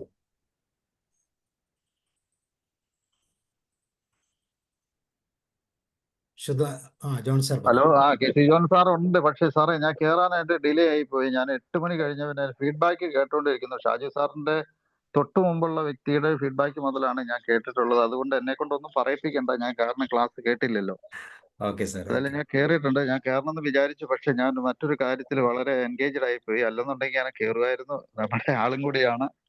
അതുകൊണ്ട് എനിക്ക് എങ്ങനെയെങ്കിലും ഒന്ന് കയറണം എന്ന് ആഗ്രഹം ഉണ്ടായിരുന്നു. ഏതായാലും കേട്ട ഫീഡ്ബാക്ക് വളരെ പോസിറ്റീവാണ്. അതിന് വത്സമ്മ മാഡത്തിനോടും ഈ പറയുന്ന പ്രോഗ്രാം സംഘടിപ്പിച്ചിരിക്കുന്ന ഡോക്ടർ സാബു കേരളത്തോടും അതുപോലെ തന്നെ അതിന്റെ അണിയറ പ്രവർത്തകരോടും ഉള്ളതായിരിക്കുന്ന നന്ദി ഇടുക്കി ജില്ലയുടെ PCTA പേരിലുള്ളതായിരിക്കുന്ന നന്ദിയെ അറിയിച്ചുകൊള്ളുന്നു. Okay sir, thank you. Recording കാണാം, കുഴപ്പമില്ല. ഓക്കെ, ശുദ്ധാനന്ദ ഡോക്ടർ പറഞ്ഞോളൂ. I wish to thank Valsamma ma'am. കാരണം എന്താണെന്ന് അറിയാമോ, ഞാൻ ഒരു പരിസ്ഥിതി സംഘടനയുണ്ട്, ജപ്പാനിൽ ഒറിജിനേറ്റ് ചെയ്ത ഓയിസ്ക ഇന്റർനാഷണൽ, അതിന്റെ സ്റ്റേറ്റ് പ്രസിഡന്റ് ആണ് ഞാൻ. അപ്പൊ ഞങ്ങള് ഈ environment conservation, restoration, biodiversity conservation, അങ്ങനെ ഒരുപാട് കാര്യങ്ങൾ ചെയ്യുമെങ്കിലും ഞങ്ങൾ ഒരിക്കലും ഈ സ്ട്രെസ് റിലീഫ് ആൻഡ് എൻവയോൺമെന്റ് എന്നൊരു ടോപ്പിക് ഇതുവരെ ഡിസ്കസ് ചെയ്തിരുന്നില്ല. ഞങ്ങളുടെ ആക്ടിവിറ്റീസിൽ പ്രധാനമായിട്ടുള്ളത് ഈ children's forest program, love green project, അങ്ങനെ കുറെ പ്രോജക്റ്റുകളൊക്കെ ഉണ്ടെങ്കിൽ എനിക്കിതൊരു ഐ ഓപ്പണർ ആയിരുന്നു. കാരണം കോട്ടയത്ത് വെച്ച് ഞങ്ങൾ ഈ നവംബർ 8-ാം തീയതി ഈ സ്കൂൾ കുട്ടികളെ പങ്കെടുപ്പിച്ചുകൊണ്ടുള്ള വലിയൊരു മെഗാ ക്യൂസ് പ്രോഗ്രാം നടത്തുന്നുണ്ട്. അത് ഈ നമ്മുടെ അവിടെ ഒരു ഓഡിറ്റോറിയത്തിൽ വെച്ചിട്ടാണ്. വലിയ 14 ജില്ലകളിൽ നിന്നുള്ള കുട്ടികളൊക്കെ പങ്കെടുക്കുന്നുണ്ട്. അതുപോലെ ബാംഗ്ലൂരിൽ വെച്ചിട്ട് ഇന്റർനാഷണൽ സമ്മിറ്റ് 20-21 ദിവസങ്ങളിൽ 33 കൺട്രീസിലൊക്കെ പങ്കെടുക്കുന്ന വലിയൊരു പ്രോഗ്രാം ആണ്. പക്ഷെ അവിടെയും in our platform we never thought about the stress relief and environment. ഈ അപ്പൊ മാഡത്തിന്റെ പ്രസന്റേഷൻ കേട്ടപ്പോഴാണ് ഞാൻ ആലോചിച്ചത്, ഈ പണ്ട് ഈ ഗൃഹസ്ഥാശ്രമവും ഒക്കെ കഴിഞ്ഞതിന് ശേഷം ഈ രാജാവും ഭാര്യമാരും ഒക്കെ കൂടെ വനത്തിലേക്ക് പോവായിരുന്നു, വാനപ്രസ്ഥത്തിന് വേണ്ടിയിട്ട്. നമുക്കറിയാം മഹാഭാരതത്തിലും ഒക്കെ ഈ മക്കളെ ഇതൊക്കെ ഏൽപ്പിച്ചിട്ട് അവസാനം ഇവര് സമാധാനം തേടി പോകുന്ന, രാജകൊട്ടാരത്തിലെ സുഖസൗകര്യങ്ങളെല്ലാം ഉപേക്ഷിച്ചിട്ട് പണ്ട് നമ്മുടെ പൂർവികരൊക്കെ വനത്തിൽ പോയി അഭയം തേടുമായിരുന്നു. അതുപോലെ ഋഷിമാരെല്ലാം അവരും ഒക്കെ വനത്തിലായിരുന്നു ജീവിച്ചിരുന്നത്. അപ്പൊ അവരുടെ ഭാരതത്തിലെ വലിയ സംഭാവനകളൊക്കെ നൽകിയിട്ടുള്ളതൊക്കെ നമ്മുടെ വലിയ ഋഷിമാരാണ്. പക്ഷെ അവരൊക്കെ കാനനങ്ങളിൽ ജീവിച്ചിരുന്നവരാണ്, ഈ ആർഭാടങ്ങളില്ലാതെ. ഇപ്പൊ എനിക്ക് തോന്നുന്നു ഈ ക്രിയേറ്റിവിറ്റിയും പീസ് ഓഫ് മൈൻഡും പിന്നെ അന്ന് ഈ ഉപകരണങ്ങളൊന്നും ഇല്ലാതെ ഒരുപാട് കാര്യങ്ങൾ അവര് കണ്ടുപിടിക്കുകയും രചിക്കുകയും ഒക്കെ ചെയ്തതും ഒക്കെ ഈ peace of mind they are deriving from environment. അതൊരു വലിയ എന്തായാലും മത്സമ്മ മാഡത്തിന്റെ ക്ലാസ് ഞാൻ പല വേദികളിൽ ഇത് പ്രസന്റ് ചെയ്യാൻ ആഗ്രഹിക്കുന്നു. We will invite you for a presentation in OISCA's platform. കാരണം ഇതൊരു പുതിയ അറിവാണ്. കാരണം നമ്മൾ പറയും മനുഷ്യൻ ബയോഡൈവേഴ്സിറ്റിയുടെ ഭാഗമാണ്, അല്ലാതെ നമ്മൾ പ്രത്യേക എലൈറ്റ് ക്ലാസ് ഒന്നും അല്ല. We are living together in harmony with our environment. Other നമ്മളെ പറയില്ലേ, സസ്യങ്ങളും ജന്തുക്കളും എല്ലാം ചേർന്നിട്ട് വൺ ഹെൽത്ത് പ്രോഗ്രാം, UNOയുടെ ഒരു വലിയ പ്രോഗ്രാമാണ് വൺ ഹെൽത്ത് പ്രോഗ്രാം. ആരോഗ്യമുള്ള മണ്ണിൽ ആരോഗ്യമുള്ള ചെടികൾ, ആരോഗ്യമുള്ള ചെടികളെ ആശ്രയിച്ച് ജീവിക്കുന്ന ആരോഗ്യമുള്ള മൃഗങ്ങൾ, ആരോഗ്യമുള്ള ചെടിയെയും മൃഗങ്ങളെയും പ്രകൃതിയെയും ആശ്രയിച്ച് ജീവിക്കുന്ന മനുഷ്യൻ. ഇത് ഈ വൺ ഹെൽത്ത് പ്രോഗ്രാം. അപ്പൊ അതിന്റെ ഒരു നട്ഷല്ലായിരുന്നു മാഡത്തിന്റെ പ്രസന്റേഷൻ. അപ്പൊ അതില് പക്ഷെ ഒരുപാട് ടോപ്പിക്കുകൾ അതിനകത്ത് കുത്തി നിറച്ച് കളഞ്ഞു. That's not a negative comment. അതുകൊണ്ട് അത് ഇലാബറേറ്റ് ചെയ്ത മാഡത്തിന് കഴിയാതെ, നമ്മുടെ പിള്ളേർ ഈ പ്രകൃതിയിൽ നിന്ന് അകന്ന് പോകുന്നത് കൊണ്ടുള്ള സ്ട്രെസ് വളരെ കൂടുതലാണെന്ന് എനിക്ക് തോന്നുന്നു. നമ്മുടെ നഗരങ്ങളുടെ വളർച്ചയും അതേപോലെ ടെക്നോളജിയുടെ വളർച്ചയും എല്ലാം ഉണ്ടെങ്കിൽ പോലും നമ്മൾ പാർട്ട് ഓഫ് ദി എൻവയോൺമെന്റ് ആണെന്നുള്ളത് മനസ്സിലാക്കണം. അപ്പൊ നമുക്ക് ഈ എക്കോളജിക്കൽ ഫെമിനിസം എന്നൊക്കെ പറയില്ലേ, നമ്മുടെ സ്ത്രീകളാണ് ശരിക്ക് ഈ ട്രീസിനെയും വീട്ടിലെ ചെടികളും, എൻ്റെ വീട്ടില് പച്ചക്കറി കൃഷിയും പൂന്തോട്ടവും ഒക്കെ ധാരാളം ഉണ്ട്. സാബു സാറൊക്കെ വന്ന് കണ്ടിട്ടുണ്ട്. പക്ഷെ അതെല്ലാം പരിപാലിക്കുന്ന സ്ത്രീകളാണ്. അപ്പൊ സ്ത്രീകൾക്കാണ് ഇതിൽ അവയർനെസ് കൊടുക്കേണ്ടതൊക്കെ. സ്ത്രീകളല്ലേ കമ്പോസ്ഡ് ആയിട്ട് നിൽക്കുന്നത് വീട്ടിൽ പ്രശ്നങ്ങൾ ഉണ്ടാകുമ്പോഴും ഒക്കെ എപ്പോഴും. പുരുഷന്മാർക്കും ചെയ്യാം സാറേ. എന്റെ വീട്ടിലെ കൂടുതലും ചെയ്യുന്നത് പുരുഷന്മാർ തന്നെ. പുരുഷന്മാര് അത് മാഡത്തിന്റെ കൂടെ ഈ മുല്ലപ്പൂമ്പൊടി ഏറ്റുകിടന്നത് കൊണ്ട് സംഭവിച്ച അനുകൂല ഘടകമാണെന്ന് ഞാൻ വിചാരിക്കുന്നു. Because you are radiating energy and also you are conveying your views to your family members. അതുകൊണ്ട് സംഭവിക്കുന്നതാണെന്ന് വിചാരിക്കുന്നു. എങ്കിലും ഇതെനിക്ക് ഒരു പുതിയ അറിവ് തരുന്ന ഒന്നായിരുന്നു. നമ്മുടെ ഈ സൈക്കോളജിക്കൽ ബാലൻസിങ്ങിനും സ്ട്രെസ് റിലീഫിനും ഒക്കെ ഇതില് നമുക്കറിയാമല്ലോ, ഈ യേശുനാഥൻ ഗിരിപ്രഭാഷണത്തിന് മുന്നേ പോയത് മലമുകളിലേക്കാണ് പോയത്. അപ്പൊ അത് പ്രകൃതിയുടെ ഒരു ഇതിലേക്ക്, അതുപോലെ ശ്രീനാരായണ ഗുരു ഒക്കെ പോയി തപസ് ചെയ്തതൊക്കെ മരുത്വാമലയിലും ഒക്കെ പോയിട്ട് ഈ ഗുഹയിലും ഒക്കെയാണ് ഇരുന്നത്. ശ്രീബുദ്ധന് എൻലൈറ്റ്മെന്റ് ഉണ്ടായത് വൃക്ഷച്ചുവട്ടിലാണ്. അപ്പൊ അത് അങ്ങനെ ഈ കാം ആൻഡ് ക്വയറ്റ് ആവാൻ മരത്തണലുകളും ഒക്കെ വളരെ ഈ പ്രണയികളൊക്കെ നസീർ ഷീലയൊക്കെ മരത്തിന് ചുറ്റും ഓടി പ്രണയിച്ചതിന്റെ സീക്രട്ട് ഒക്കെ എനിക്ക് ഇപ്പോഴാണ് മനസ്സിലാകുന്നത്. ഡോപ്പമിൻസ് ആൻഡ് ഹാപ്പി ഹോർമോൺ സെക്രീഷൻ എന്നൊക്കെ പറഞ്ഞിട്ട്. എന്തായാലും it is A wonderful presentation, but you have packed it with so many points and all that. എങ്കിലും മനസ്സിന്റെ ആ കുളിർമയും ശാന്തിയും തരുന്ന ഒരു പ്രഭാഷണം കേൾക്കാനിടെ എന്റെ happiness I M sharing with you ma'am. Thank U. I conclude. പറഞ്ഞ പ്രസ്ഥാനത്തിന്റെ പേരൊന്ന് പറയാമോ സാറേ? ഒന്നുകൂടെ. OISCA International. You can Google it and find out. OISCA, OISCA, OISCA, OISCA. അവിടെ കോട്ടയത്ത് AP തോമസ് എന്ന് പറഞ്ഞ ആളാണ് ഇതിന്റെ president. OISCA, OISCA, Organization for Industrial, Spiritual and Cultural Advancement. Organisation for industrial, spiritual and cultural advancement. ജപ്പാന്റെ ഈ atomic എക്സ്പ്ലോഷന് ശേഷം അവരുടെ ഇക്കോളജിക്കൽ റെസ്റ്റോറേഷൻ നടത്തിയ ഓർഗനൈസേഷനാണിത്.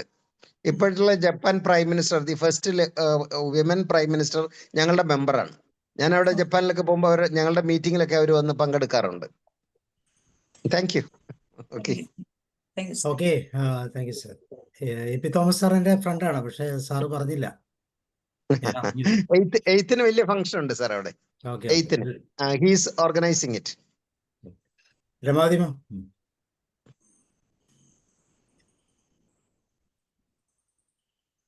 കേൾക്കുന്നില്ല. മുൻപറ്റി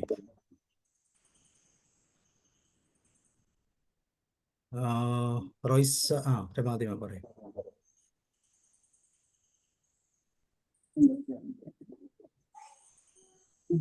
സാബു സാർ, മാം എന്തായാലും നല്ലൊരു ക്ലാസ് ആയിരുന്നു. അതിലിപ്പോ സുധോധൻ സാർ ഒരുപാട് കാര്യം പറഞ്ഞു. ശരിയാണ്. അതിപ്പം സാർ പറഞ്ഞതിന്റെ അടിസ്ഥാനത്തിൽ മുമ്പൊക്കെ ഈ ഫോട്ടോസൊക്കെ വെള്ളം കോരുന്നതും ചെടി നനക്കുന്നതൊക്കെ വരുന്നതൊക്കെ ഇങ്ങനെ സ്ത്രീകളുടെ ഫോട്ടോ ആയിരുന്നു. പക്ഷെ അതൊക്കെ ഇപ്പൊ മാറിയിട്ട് ഇപ്പൊ പുരുഷന്മാരാണ് അധിക വീട്ടിലും ഇത് ചെയ്യുന്നത്. 75% അങ്ങനെയാന്ന് തോന്നുന്നു, പുരുഷന്മാരാ ചെയ്യുന്നത്. ഞാനിവിടെ ചെയ്യാറില്ല, കുമാരേട്ടനാ ചെയ്യാറ്. കുഴപ്പമില്ല, അത് മ്യൂച്വൽ അണ്ടർസ്റ്റാൻഡിങ്, കുഴപ്പമില്ല. അപ്പൊ എന്തായാലും ഈ പരിസ്ഥിതിന്റെ കാര്യം പറയുമ്പം ഇതിപ്പം തോടുകളും എല്ലാം മലിനപ്പെട്ട് കിടക്കുകയാണ് മാം. അപ്പൊ എന്തായാലും മാമിന്റെ ക്ലാസ്സിൽ ഇപ്പം എനിക്ക് ഓർമ്മ വരുന്നത് നമ്മുടെ അംബികാസുധൻ മാങ്ങാടിന്റെ പ്രാണവായു എന്നുള്ളൊരു നോവലുണ്ട്. അതില്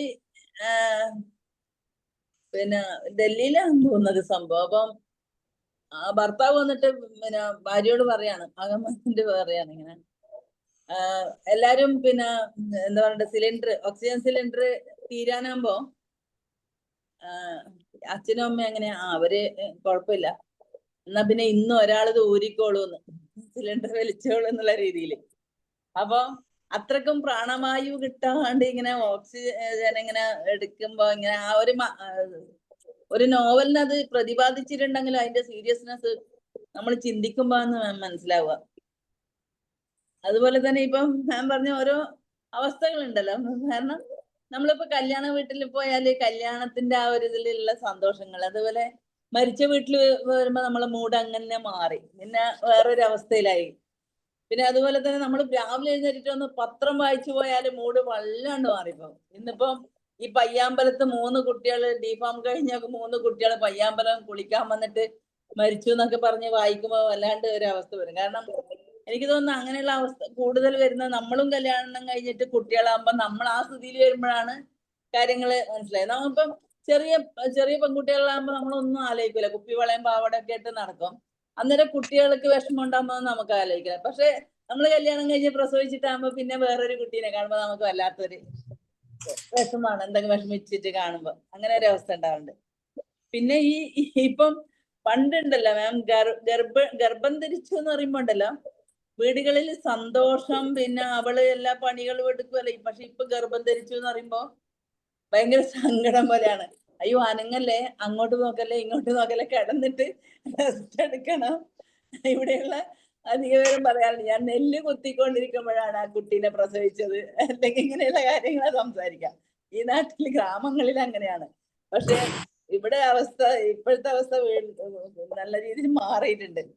പിന്നെ അതുപോലെ തന്നെ കുട്ടികൾ സ്കൂളിൽ പോകുന്ന സമയത്ത് നമുക്കുണ്ടാവുന്ന ബുദ്ധിമുട്ട്, ഒരു പാവപ്പെട്ട വീട്ടിലെ കുട്ടിയാണ് പോകുന്നുണ്ടെങ്കിൽ സ്കൂളിലെത്തുമ്പം അവന്റെ അവസ്ഥ വല്ലാതായിരിക്കും. പക്ഷെ അവന്റെ അമ്മക്ക് ഒരു ബുദ്ധിമുട്ടും ഉണ്ടാവില്ല.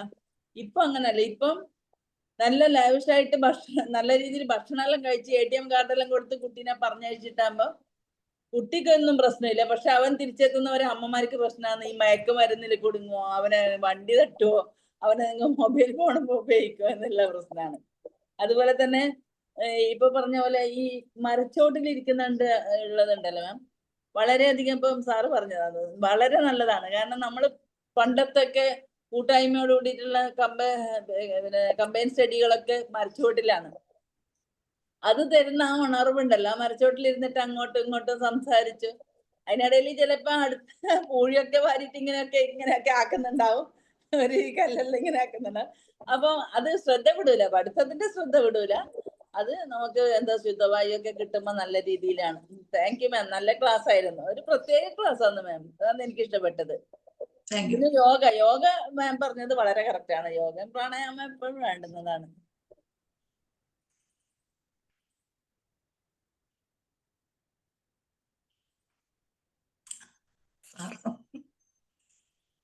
ഓക്കെ, ജോസഫ് ജോൺ സാർ കേൾക്കാമോ? വണ്ടിയിലാണോ, യാത്രയിലാണോ? ഓക്കെ ഓക്കെ ജോർജ് സാർ പറഞ്ഞു. Thank you sir. Hi Valsama ma'am, congratulation. Thank you sir. പറയാതെ വയ്യ, നല്ലൊരു ക്ലാസ്. സ്ട്രെസ് എങ്ങനെയൊക്കെ സ്ട്രെസ് ഉണ്ടാക്കും പലപ്പോഴും പല പ്രഭാഷകരും. പിന്നെ ആ സ്ട്രെസ്സും കൂടെ നടക്കണം എന്നുള്ളതാണ് പലപ്പോഴും ഉള്ള ഗതികേട്. പ്രത്യേകിച്ച് ഞായറാഴ്ചകളിലൊക്കെ അങ്ങനെ അധികം കിട്ടാറ്. ഇവിടെ അങ്ങനെയല്ല. സ്ട്രെസ് എന്താണെന്ന് പറഞ്ഞു, എങ്ങനെയാണെന്ന് പറഞ്ഞു, എങ്ങനെ മാനേജ് ചെയ്യാന്ന് പറഞ്ഞു. ആ മാനേജ് ചെയ്യാന്ന് പറഞ്ഞ വിദ്യകളൊക്കെ സവിസ്തരമായിരുന്നു. വളരെ ഇഷ്ടപ്പെട്ടു. ഒരു നല്ല ദിശാബോധം തരുന്നത് പോലെ വളരെ ഉപകാരപ്രദമാണ്, സംശയമില്ല. പ്രത്യേകം അത് തന്നെ പറയാനുള്ളൂ. Thank you so much. Okay, വേറെ ഇനി ആരെങ്കിലും? സരസ്വതി മാം, ശ്രീകുമാരി മാം, കുഞ്ഞോയി മാസ്റ്റർ, ആരെങ്കിലും? Okay, thank you Sabu sir. പറയൂ. വളരെ മനോഹരമായ ഒരു സെഷനാണ് ഇവിടെ അവതരിപ്പിച്ചത്. ഉപകാരപ്രദമായ, പഠനാർഹമായ, ചിന്താർഹമായ ക്ലാസ്. സ്ട്രെസ്സുമായി ബന്ധപ്പെട്ട് അതെങ്ങനെ പരിഹരിക്കാം, എന്താണ് ഇതിന് കാരണം, എങ്ങനെ പരിഹരിക്കാം, ഈ സെഷൻ അവതരിപ്പിച്ച വത്സമ്മന് ഒരുപാട് നന്ദി അറിയിക്കുകയാണ്.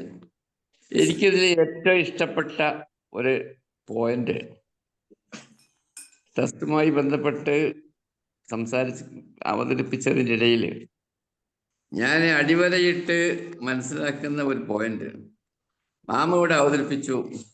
ഈ ഭൂമി എനിക്ക് മാത്രം അവകാശപ്പെട്ടതല്ല, ഇത് മറ്റുള്ളവർക്ക് ജീവിക്കുവാനും അവർക്ക് കൂടി അവകാശപ്പെട്ടതുമാണ്. ഭാവി തലമുറക്കും ഇവിടെ സന്തോഷകരമായി ആരോഗ്യപരമായി ജീവിക്കണം, അവർക്കും ഈ ഭൂമി അവകാശപ്പെട്ടതാണ് എന്നുള്ള മാമന്റെ ആ സന്ദേശം അത് എനിക്ക് വളരെ ആകർഷണീയമായി തോന്നി, വളരെ ചിന്താപരമായി തോന്നി. Thank you madam, thank you very much. Okay.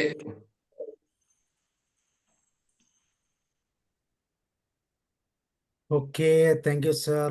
അപ്പൊ നമുക്ക് വേറെ ഇനി ആരും ഇല്ലെന്ന് തോന്നുന്നു. സരസ്വതി മാം, ശ്രീകാരി മാമ പറയണ്ടോ? നല്ല ക്ലാസ് ആയിരുന്നു, മുഴുവനും കേൾക്കാൻ പറ്റിയില്ല, നഷ്ടബോധം തോന്നുന്നു. ഇനി യൂട്യൂബിൽ മനസ്സിലാക്കാം. എങ്കിലും സ്ട്രെസ് മാനേജ്മെന്റിനെ പറ്റി മറ്റുള്ളിൽ നിന്നും വ്യത്യസ്തമായ രീതിയിലാണ് ടീച്ചർ ഇവിടെ പറഞ്ഞത്. വളരെ നല്ല പ്രസന്റേഷൻ ആയിരുന്നു, മുഴുവനും കേൾക്കണമായിരുന്നു. കുറച്ച് യാത്രയുണ്ടായിരുന്നു, അതിലാണ് നഷ്ടപ്പെട്ടു പോയത്. Thank you teacher, thank you. Okay, thank U. അപ്പോൾ ശുദ്ധവാനം ഡോക്ടർ ഞങ്ങളെയും കൂടെ ഉൾപ്പെടുത്തുമോ ഈ സ്ട്രെസ്സും എൻവറോൺമെന്റും എന്ന് പറയുന്ന തലത്തിൽ സംസാരിക്കാനും പ്രവർത്തിക്കാനും? സാറിന്റെ അൺമ്യൂട്ടി. Sure sir. കോട്ടയത്ത് ഞാൻ 8-ാം തീയതി ഞാൻ അവിടെ വരുന്നുണ്ട്. അപ്പൊ അതിൽ നമ്മുടെ മിൽമ ചെയർമാനും പിന്നെ ഈ തിരുവഞ്ചൂർ രാധാകൃഷ്ണൻ സാറും ഹൈസ്കൂൾ കുട്ടികളെ 14 ഡിസ്ട്രിക്റ്റിൽ നിന്നുള്ള കുട്ടികളുമായിട്ട് ഞാനാണ് 10 മണിക്ക് അത് ഇനോഗ്രേറ്റ് ചെയ്യുന്നത്. അപ്പൊ ഞാൻ എൻ്റെ ഇനോഗ്രൽ സ്പീച്ചിൽ വത്സമ്മ മാം എനിക്ക് തന്ന പോയിന്റ്സ് ആണ് പറയാൻ പോകുന്നത്. കാരണം to get alleviated from stress or stress relief, how can you link with environment എന്ന് പറഞ്ഞ് നമ്മുടെ ഹൈസ്കൂൾ കുട്ടികൾക്ക് ഒരു ടാലന്റ് ഹണ്ട് ആണത്. അവരോട് പറഞ്ഞു കൊടുക്കുമ്പോൾ ഈ ഒരു point, because they are facing so many stress, exam stress, പിന്നെ ജനറേഷൻ ഗ്യാപ്പിലുള്ള സ്ട്രെസ്, അങ്ങനെ ഒരു സിസ്റ്റമായിട്ട് പൊരുത്തപ്പെടാൻ പറ്റാതെയും പിന്നെ നമ്മൾ ഈ മുതിർന്നവരെ കൊണ്ട് അവർ നേരിടുന്ന ഒരുപാട് പ്രശ്നങ്ങളുണ്ട്. നമുക്ക് അവരെ മനസ്സിലാക്കാത്തതുകൊണ്ട് അവരെ ഇങ്ങനെ കുറ്റപ്പെടുത്തിക്കൊണ്ടേ ഇരിക്കുന്നുണ്ട്. അപ്പോൾ അവര് പക്ഷെ ഞങ്ങളുടെ ആക്ടിവിറ്റീസിലൊക്കെ ഞങ്ങൾ ചിൽഡ്രൻ ഫോറസ്റ്റ് പ്രോഗ്രാം എന്നൊക്കെ പറഞ്ഞിട്ട് ഗ്രീൻ വേവ് എന്നൊക്കെ പറഞ്ഞ് അതിൽ സ്കൂൾ ചിൽഡ്രനെയാണ് മെയിൻലി ലിങ്ക് ചെയ്യുന്നത്.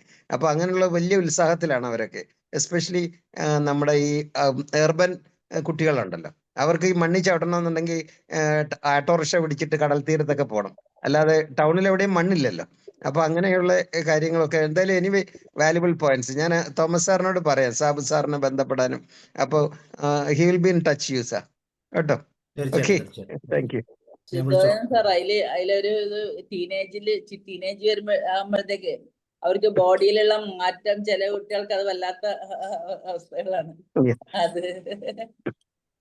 അതെ, അത് ശരി. രമാവതി മാം ഒക്കെ വളരെ കൂളായിട്ട് ഇരുന്നിട്ട് റിലാക്സ്ഡ് ആയിട്ട് ഇരുന്ന് കാര്യങ്ങളൊക്കെ ഇങ്ങനെ ചർച്ച ചെയ്യുമ്പോൾ എനിക്ക് അസൂയുണ്ട് കേട്ടോ. ഞാൻ കേട്ടോളാം കേട്ടോ, റെക്കോർഡ് കേട്ടോളാം. വൈകിപ്പോയി, ഞാൻ കേട്ടോളാം. നമ്മൾ കഴിഞ്ഞ ദിവസം കണ്ടോ. അപ്പം വത്സമാമന്റെ സെഷൻ വളരെ വളരെ ഡീപ്പ് അല്ലെ, ഒത്തിരി അനാലിസിസ് ഉള്ളതാണ് എല്ലാ തലങ്ങളിലും. അതിൻ്റെ എന്താണ് സ്ട്രെസ് എന്നും അതിനുശേഷം അത് എങ്ങനെയാണ് ഉണ്ടാകുന്നതെന്നും അതിൻ്റെ പരിഹാരങ്ങൾ വളരെ ലെങ്തി ആയിട്ട്, അത് വളരെ ഇപ്പോൾ നമ്മൾ CBT ആണെങ്കിലും ബിഹേവിയർ തെറാപ്പി ആണെങ്കിലും അതുപോലെ തന്നെ നമ്മൾ ഉപയോഗിക്കുന്ന ടെസ്റ്റിന് ഉപയോഗിക്കുന്ന സ്കെയിലുകളെ കുറിച്ചൊക്കെ വളരെ മനോഹരമായിട്ട് സംസാരിച്ചു. Thank you. അപ്പോൾ വളരെ സന്തോഷം മാം, വീണ്ടും ഇതുപോലത്തെ സെഷനുമൊക്കെ ആയിട്ട് വരിക. Thank you very much. Thank you മാം, ഇനിയും വീണ്ടും വരിക. Thank you all. വാക്കുകൾക്കൊക്കെ ഞാനും അല്പം യൂട്രസ് ഒക്കെ അനുഭവിച്ചാണ് ക്ലാസ്സിലേക്ക് വന്നത്. അല്ല, ഞാൻ പല പ്രാവശ്യം മാമിനോട് പറഞ്ഞിട്ടുണ്ട് ക്ലാസ് എടുക്കാൻ. അപ്പൊ മാം അത് മാറ്റി പക്ഷെ ഇന്ന് വളരെ കറക്റ്റായിട്ട് ആപ്റ്റായിട്ട് അല്ലേ, ഇടുക്കി ഡിസ്ട്രിക്റ്റിന്റെ ഭാഗമായിട്ട് കൂടെ വരുമ്പോൾ അതിന് മറ്റൊരു പവറും കൂടി ഉണ്ട്. അതാ സാറേ ഒരു സ്ട്രെസ് ഉണ്ട്, കാരണം എല്ലാം വലിയ വലിയ വ്യക്തിത്വങ്ങൾ അവിടെ ഇരിക്കുന്നത്. അവരുടെ മുമ്പിൽ പറയാനൊരു തോന്നല് എന്റെ മനസ്സിന്റെ അടിത്തട്ടിൽ നിന്ന് വന്നു. ഇല്ല, ആ ഒരു കണ്ടന്റ് കണ്ടില്ലേ, ജപ്പാൻ ബേസ്ഡ് ആയിട്ടുള്ള ഒരു ഓർഗനൈസേഷന്റെ പാർട്ടിൽ ഇത്രയും കാലം ഇവർ റിസർച്ച് ചെയ്തിട്ട് ഈ പറഞ്ഞ സ്ട്രെസ്, മനുഷ്യന്റെ സ്ട്രെസ്സും എൻവയോൺമെന്റും കണ്ടുപിടിക്കാൻ സാധിച്ചിട്ടില്ല. ഇതിപ്പോ മാം പറഞ്ഞപ്പോഴാണ് അത് കണ്ടുപിടിച്ചത്. ഒരു ഭയങ്കര ഇന്നോവേഷൻ ആണത്. ഇനി എന്തൊക്കെയാണ് പുകിലുണ്ടാക്കാൻ പോകുന്നതെന്ന് അറിയത്തില്ല. ശുദ്ധവരൻ doctor Okay, well, thank you very much, ma'am. Once again, thank you. Thank you. Thank you. Thank you all. Thank you.